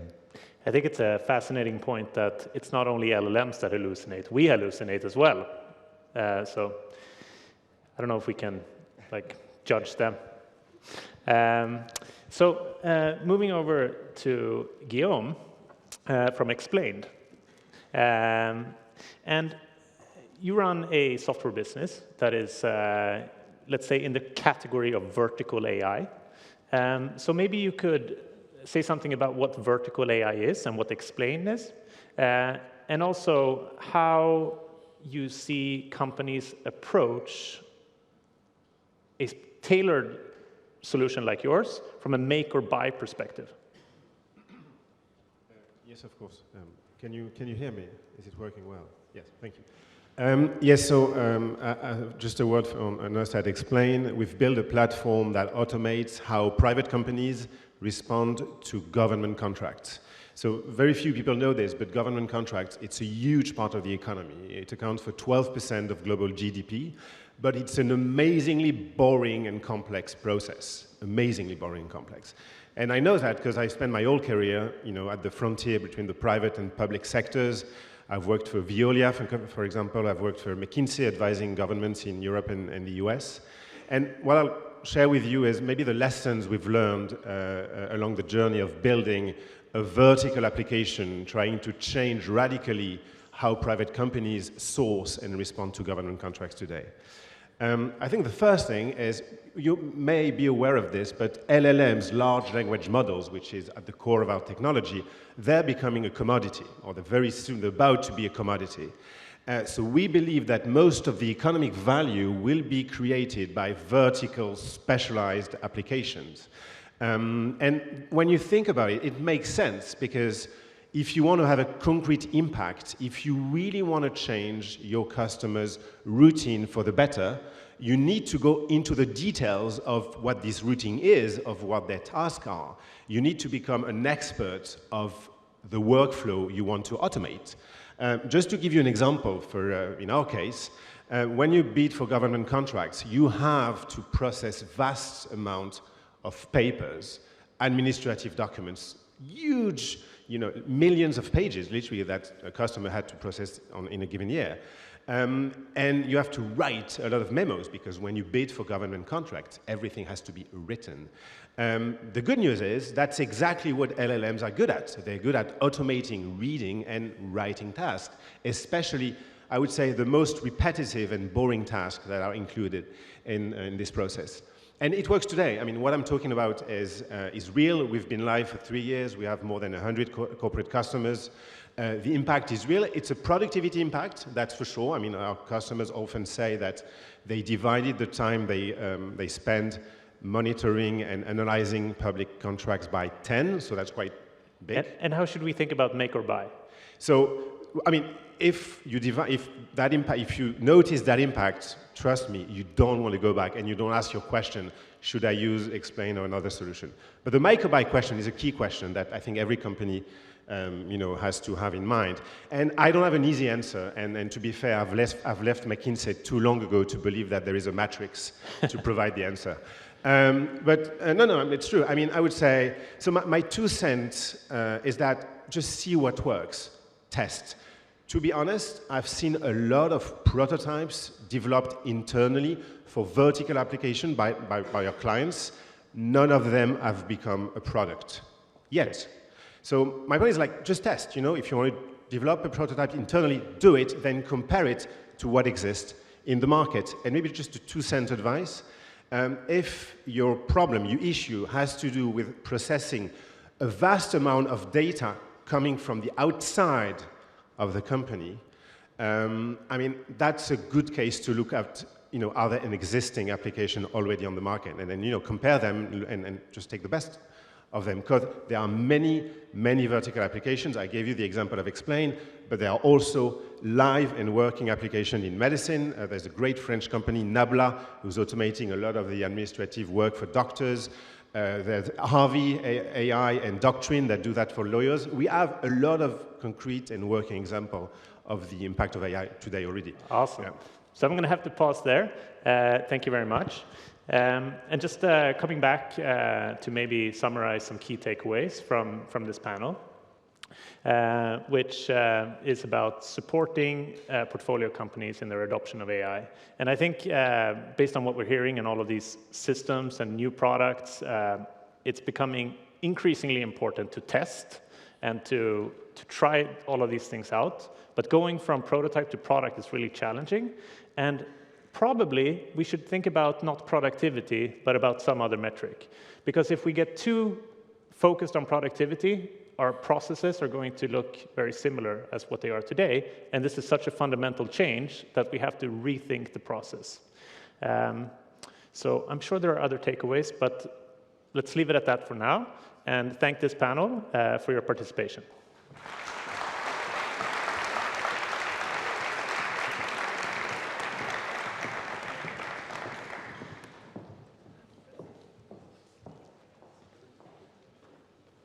So now it's time for our final panel for this evening, and that is about investing in AI. And I want to remind you that after this panel, there will be drinks outside. So now, time for investing in AI. Please come up to the stage.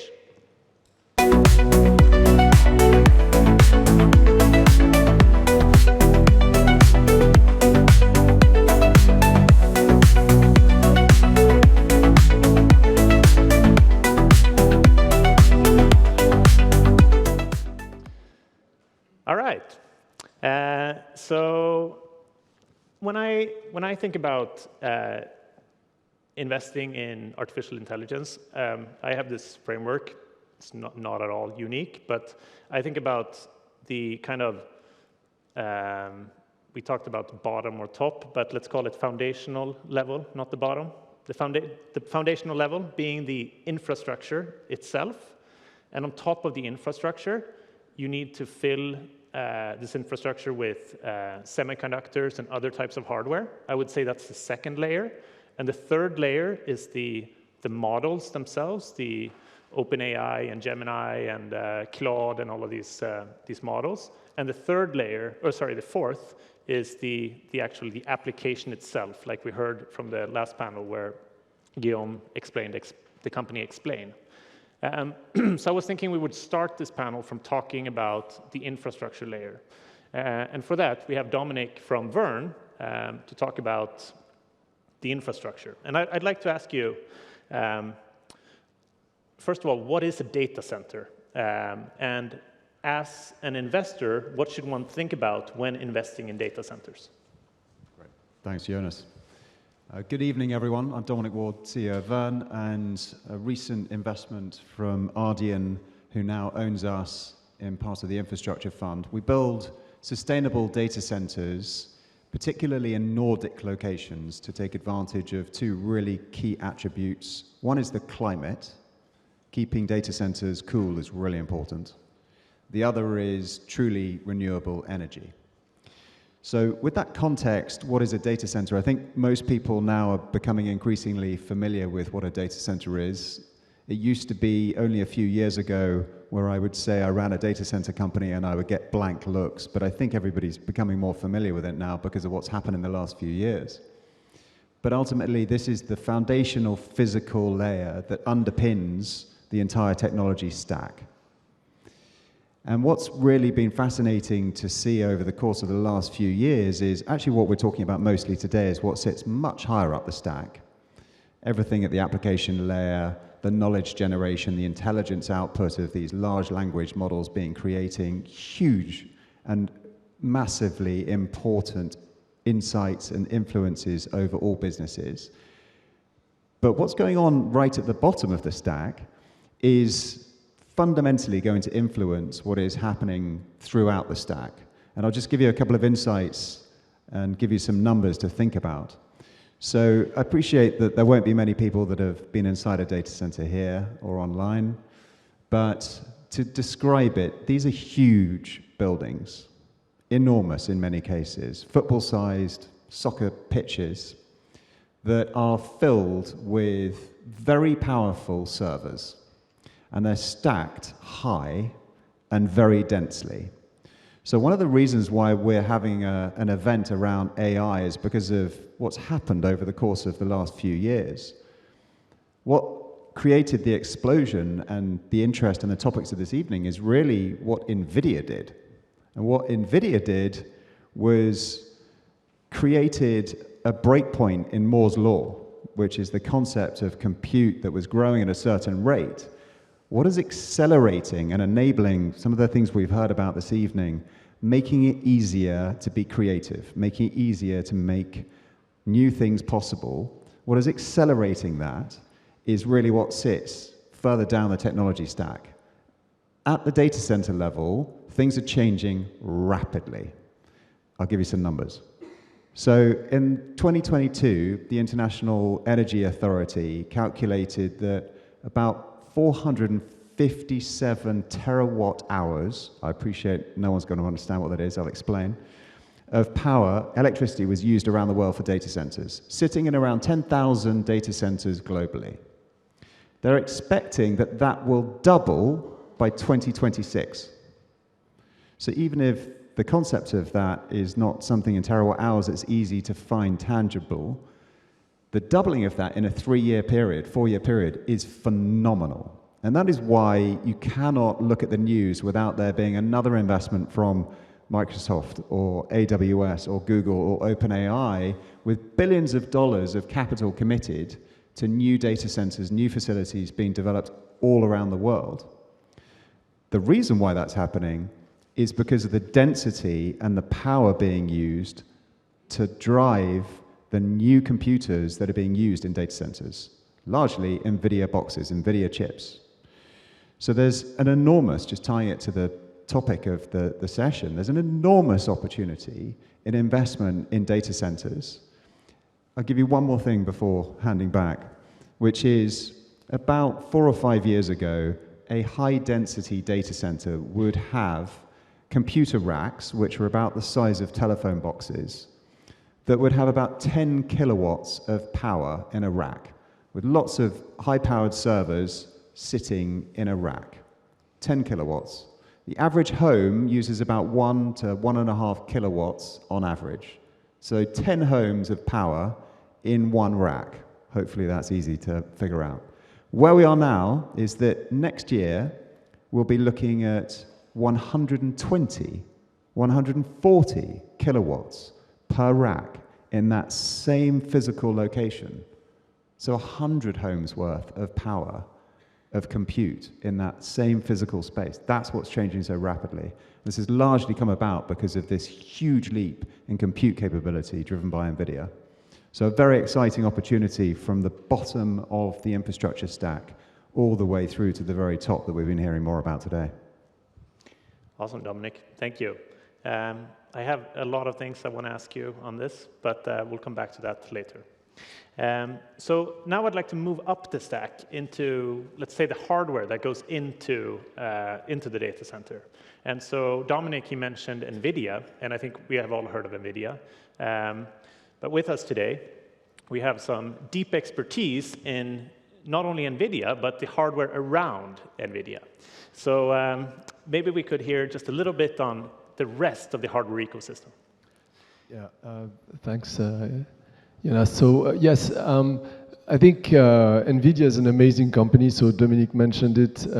NVIDIA's done some good work for making publicity for the semiconductor industry. It's worth more than $3 trillion now. And it's an absolutely phenomenal company. And really what's amazing about NVIDIA is what they've been able to produce. It's been an amazing breakthrough. And what's really interesting is that, so NVIDIA is at the bottom of the layer, so they do the chips. They basically do something which is called a GPU, and the GPU basically is a CPU on steroid. I mean, it's something that's able to process in parallel enormous amounts of data. And on top of that, you have then the middleware, and then you have so that's the connection between the hardware and the software, and then you have the software, the LLMs that you mentioned. And do you think NVIDIA is sucking all the oxygen out of the rest of the hardware space, or will there be new investment opportunities within semiconductors that are not NVIDIA? Yeah, so NVIDIA, obviously, NVIDIA is immensely successful. They've been very successful also at creating strong locks in the industry. But our conviction, and we see it every day, is that there's an enormous amount of technical challenges to produce the technology that's required. And people are seeing the success that NVIDIA has created, the value that it's created, and they're racing after it in a very creative way. So, NVIDIA has a head start, definitely, but we also see a lot of challenges, a lot of companies that are trying to find more competitive solutions in terms of speed, in terms of power consumption. There's huge challenges on the power consumption side of things. and we're convinced that there is a lot of interesting challengers out there in the marketplace. So if you were to look at Europe specifically, is there, can you hear me? Yes. Yeah. Is there an area within hardware that Europe is quite good at and where we could actually be the best? Yeah, so Philippe Aguillon mentioned that, there's a notion of ecosystem, and so in Europe we have positions of excellence in academia. We have positions of excellence in semiconductors. It's not very well known, but we have here in France 𝐻𝐫𝐤𝐺𝐻, we have in Belgium 𝐼MEC, we have Fraunhofer in Germany.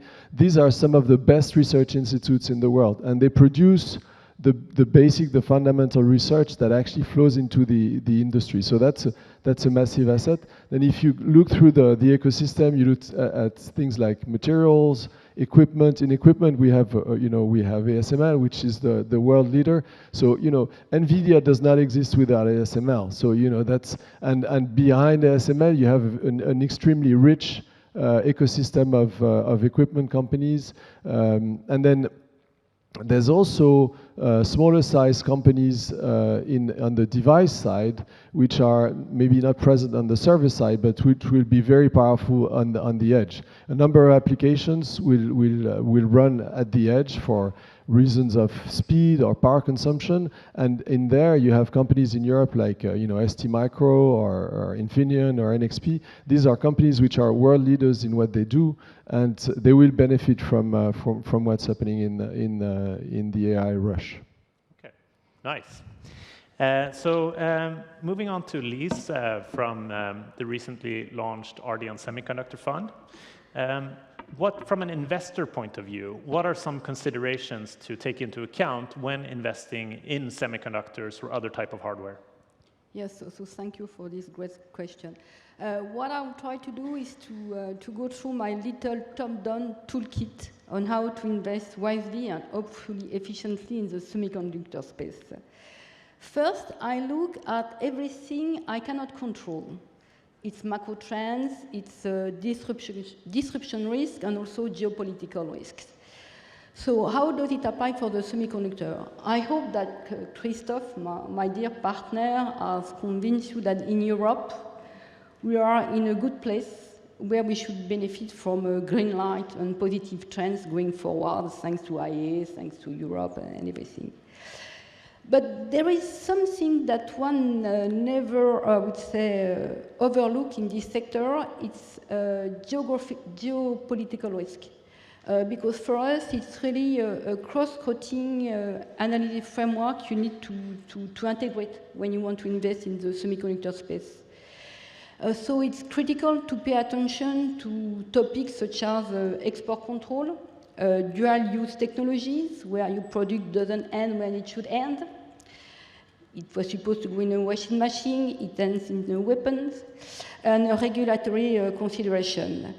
But this being said, if you are well positioned, it also could be a good barrier at the entry when you are well positioned in this ecosystem. And then if we come closer and closer to the targets, I've got two good friends, TAM and SAM. So TAM is the total addressable market, SAM is what is my service addressable markets. One of the characteristics of the semiconductor, it's a very complex market to address, to understand. Strangely, it's a very down-to-earth process. It speaks about physical design, validation, lithography, layer deposition, etching, packaging, not at all pure digital topics. It's a very, I would say, it's all about chemistry, manufacturing process, and yield. So it's the complexity of the market. It's not easy to understand for pure P investor. That's why at Ardian we join force with experts that help us to really understand the market and the trend. Then, if we come closer and closer to the investment opportunity, the main question, obviously, is what is the business model? What are the real barriers at the entry? And in the semiconductor, it's all about ecosystems. We are linked to each other. Another particularity also in the semiconductor space, it's customer concentration. Usually, when you invest, you like geographical dispersion, customer dispersion. But in this industry, it cannot be a topic because customer concentration is standard. But then, what you need to focus is the quality of your clients, the stickiness of the relation. You need to assess the technological leadership to understand how close you are from your clients. And usually, we focus on what is your market share. Good topic. But what is the most important is what is your share of wallet. How important are you with your clients? So in Ardian Semiconductor, we focus usually on 20-15 years company, founder-led, I would say good technology, but lack of financial resources, structuration. And we transform them and scale them from the inside. And this can be done with this hybrid approach we have built with Cilium Partner. One last topic we should not, I would say, forget is ESG, because obviously the sector is a big consumer of water, energy, chemicals. Unfortunately, we cannot avoid it, but we need to manage it properly and try to optimize it. And the last topic is you need to navigate into the cycle. Life is not linear in the semiconductor. So it doesn't work with high level entry in terms of financing, neither covenants. You need to keep the financial resources to finance working capital investments. So that's what we call it the hybrid buyouts. So I would say it's a nice place to invest, and they should benefit from the IA revolution. So now we have been in kind of the foundation of the stack, and we moved up to hardware. And we don't have any models represented here, but maybe we can go to the top, which is the applications. And if we start with you, from Marco from Translated, you have been in this business for a long time and been utilizing AI for a long time. And so a few years ago, we had the Gen AI movement with ChatGPT. And did something happen to your business then, or did nothing happen? Or, I mean, working in AI before AI and then post this AI moment, can you describe what happened? Absolutely. Thank you for the question. And so, yes, good evening, everyone. Bonsoir, buonasera. And obviously, that's my job. I work in language translation. The name of the company should suggest it. And so what we do first at Translated, we translate content for bringing company global. And we do it mostly, you said we don't have a representative of models, but actually Translated has been training their own models since the beginning, 1999. So, and those models were language model coded since there. So we mostly sell AI services, so translation done by AI, and AI revised by professional translators. Okay. Maybe you could just describe the scale at which you do this as well. Exactly. So, and I'll come to the scale in a second. The way it works is basically for the last 20 years, our AI has been generating translations. Humans, professionals have been correcting those errors, and we have been improving the machines with this feedback. And so today, you probably use tools like Google Translate, for example, and you are also probably a user of Translated, because we don't provide this technology to consumers, but we provide our technology to most of the tech companies in Silicon Valley. So, for example, if you're using Airbnb, all the content in Airbnb, if you go there, will appear to you in French. It's not originally in French. If you chat to get an house with someone in China, you're talking French, don't expect that person really doesn't speak French, but magically he understands you, because all the live communication are done are done by us. And so 400,000 professional translators all over the world, and an increasing amount of investment in training AI models. 75% of the business is done in Silicon Valley, and 25% is done here in Europe. Could you maybe touch on, you mentioned productivity from the last panel is a bad word, but I know we talked about productivity, and I thought it was fascinating to hear how maybe the best translators on your platform, you could see the ones who are adopting AI more than the others. Maybe you could just talk to that a bit. I'll answer that, and then I will connect to your initial question. Okay. That was ChatGPT. So the other advantage of having worked in artificial intelligence for so many years is that we're being able to measure the progress of artificial intelligence. When you suggest to translators and they edit the translation, you can measure the amount of time they use. And we did it in a very methodological way for 15 years. And we saw that number of seconds per word for corrections going down over time, to the point that it's very clear that by the end of the decade, we will reach what is called language singularity. The machine will be as good as the top 1% of our professional translators.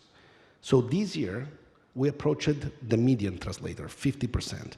So many people ask me, what's happening with translators? Are they still having a great job, etc.? Well, the reality is that, language translation is a market with a very big latent demand. So the Ardian website is probably in few languages. But if translation was cheap, super high quality, and instant, why not having in 200 languages? Why not having all your posts that you do in social media in all your languages so that people can understand you? So if we make translation more efficient, people will translate way, way more. So what happened to our translators is that the market actually increased, and they started earning more year over year. The real problem is the distribution of wealth. We got some translators that said, no, I don't want to work with the machine. I hate the machine, I love my typewriter, and I like to translate everything from scratch. Sometimes I would like to write on a piece of paper. Some other people instead adopted AI. So our translators that adopted AI went from an average of 30,000, 40,000 euro per year of 120,000 euro per year. And those that didn't went from 40 to 0. That's awesome. Now we're going to move on, and I have another question for you in just a little while. But first, I'd like to go to Quentin from Wintix. And Wintix is also in the kind of application space of the stack that we talked about. And I'd be curious to hear what are some characteristics of, from an investment point of view, what should an investor look for in a company that is in the AI space when they want to invest? What are some characteristics that would be good for success? Thank you, Jonas, for the question. So from an investor point of view, if you invest in an AI startup like Wintix, you should be aware that you do not invest in a traditional asset. And from my experience at Wintix, I identified two specific aspects. First one, AI, and especially deep learning, even more LLM, is something rather new, a technology which is able to disrupt existing market, but even more to create new markets. So when you invest in a company, you must deal with uncertainty. It's sometimes difficult to assess the potential adoption of the solution. It can be also difficult to assess the potential market sizing and the size of the underlying market. At Wintix, we develop a solution which connects to cameras, existing cameras, to analyze video streams and to produce a large range of indicators, counting bicycles in city, counting people in airports, in train stations. Who did this 5 or 6 years ago? No one.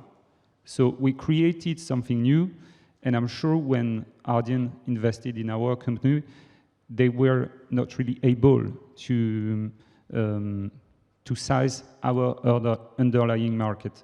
But you you have to take the bet of AI, and as we say, the higher is the risks, and the higher is the uncertainty, the higher can be the potential return. And I'm sure from this point of view, having AI in a portfolio can be very worthy from an investment point of view. Second observation, very quick. AI can be a buzzword, sometimes used by entrepreneurs to appeal to investors. So from an investment point of view, you must do additional due diligence, not only finance, social, tax, and so on. You must also do technical and AI-focused due diligence to make sure AI is real, AI is genuine, AI is modular, AI is efficient, and AI brings genuine value for the customers, and the company has been able to build up some technical barriers to make sure they remain at the forefront of innovation. So these are my two observations from an investment point of view. Thank you. So time goes very fast up here, and we are running out of time. I will try to summarize a bit what we talked about right now, and that about investing in AI. So there are different layers of the stack to invest in AI, and maybe you need to think a little bit differently when you invest. To pick up on what Quentin said about the kind of assessing the TAM being difficult, I like the way that Marco talked to me about this in our call prior to this session, was that companies that have a big latent demand, a demand which doesn't really show up, but if you lower the cost, the demand will increase a lot. And I think that is on the same topic that you were saying, is that it's hard to assess the TAM, but if you can think about cost going down, then the demand going up a lot. So the kind of the elasticity of that demand. And I think the second point was about we talked about adoption in all of these panels, and investing in companies that can really adopt to adopt these new technologies is probably going to be even more important than investing in companies 10 years ago. So just being ready to change. And then I think it's also fascinating takeaway from this panel is that Ardian is invested in basically all of the layers of AI. And probably that is someone has decided for it to be that way in that case. Good job, Matthias. So yeah, great to see that there is so much activity going on. And on that note, I think we will have to end this panel and thank the participants. And I'm sorry we couldn't get into more questions. I would have loved that, but we'll see you at the bar later. Thank you.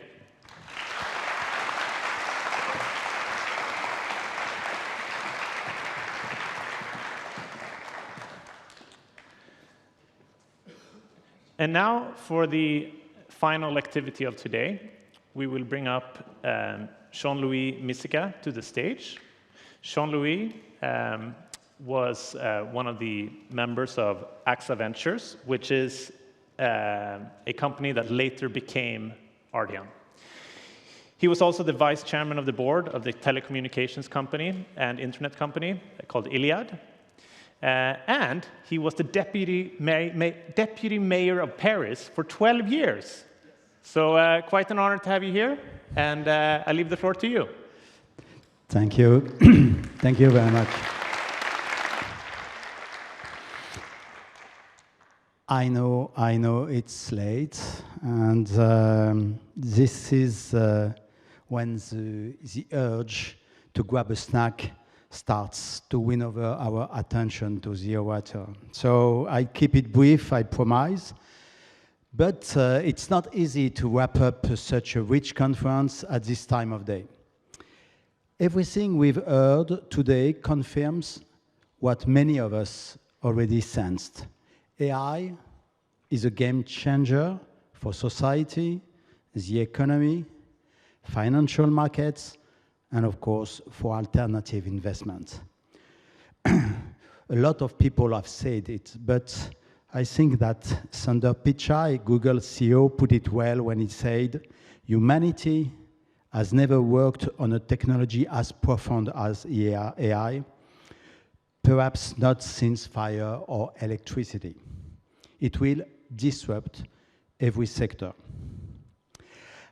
As with any major technological shift, there is uncertainty about productivity gains and job impacts. And my friend Philippe Aghion spoke about what's needed for productivity to rise and for job creation to outpace job losses, according to Schumpeter's model. One point he made seems crucial. This might be the first time a technology this powerful has not yet reshaped the industrial landscape. I prefer to add, and I'm sure that Philippe will agree, I prefer to add at least for now. The dominance of Amazon, Google, Microsoft in the cloud industry, and NVIDIA in GPUs does not exactly encourage Schumpeterian competition at the start of this new disruption cycle. Can new players change the game? Can open source make AI more transparent and secure? Can the EU and the US craft policies that spur competition, boost productivity, and create jobs? The widespread adoption of AI across all sectors will depend on the answers of this question. The roundtables were fascinating. They showed that the disruption is not just technological. It's also cultural and organizational. On the cultural side, the ability to communicate with machines in natural language opens up access to cutting-edge tech for everyone. In a sense, we will all become data scientists using data-driven decision-making in our work. Organizationally, IT departments will have to rethink everything, but they have done it before with the rise of internet. Hybrid skill sets will be in high demand, especially in alternative investment, where finance and data science will intersect. And Marco said it just now. AI will not take your job, but the guy which use AI will take your job if you don't use it. So the question of adoption is a central question in all the companies for AI. Investment firms are changing fundamentally. They are building intelligent investment platforms. We have seen it in the second roundtable and the first one. They are building intelligent investment platform and evolving towards data-driven industries. They won't just invest, they'll create value by processing their own data and that of their portfolios, leveraging their scale and sector expertise. In the long run, the challenge will be to become data production industries. The relationship with the portfolio companies is shifting too. Investment firms will help set AI standards and secure data sharing practices, making sure their portfolio companies reap the benefits of AI and data science to stay competitive. Creating AI leaders is already a priority for alternative investment. And the cooperation between all the portfolio companies is at stake. Now, and we have seen it in the last roundtable, the quick question about AI investment strategy is not worth $1 million, but rather 100 billion. We have seen BlackRock and Microsoft launching a $30 billion AI fund, and OpenAI raising $6.6 billion with a valuation of 157 billion. What's the return of investment for AI? Are we in a bubble that's about to burst? And what about the availability and cost of electricity for the computational power needed to train AI? These are the questions that were raised in our roundtables and are being debated for investors, often causing some serious headaches. As you can see, this conference is likely to the first of many. AI will disrupt alternative investment, but the reverse is also true. Alternative investment will shape AI and pave the way for new entrants to challenge big tech's dominance. We should stay optimistic and bet, as Schumpeter predicted, that creative destruction will work its magic in AI too. Thank you very much.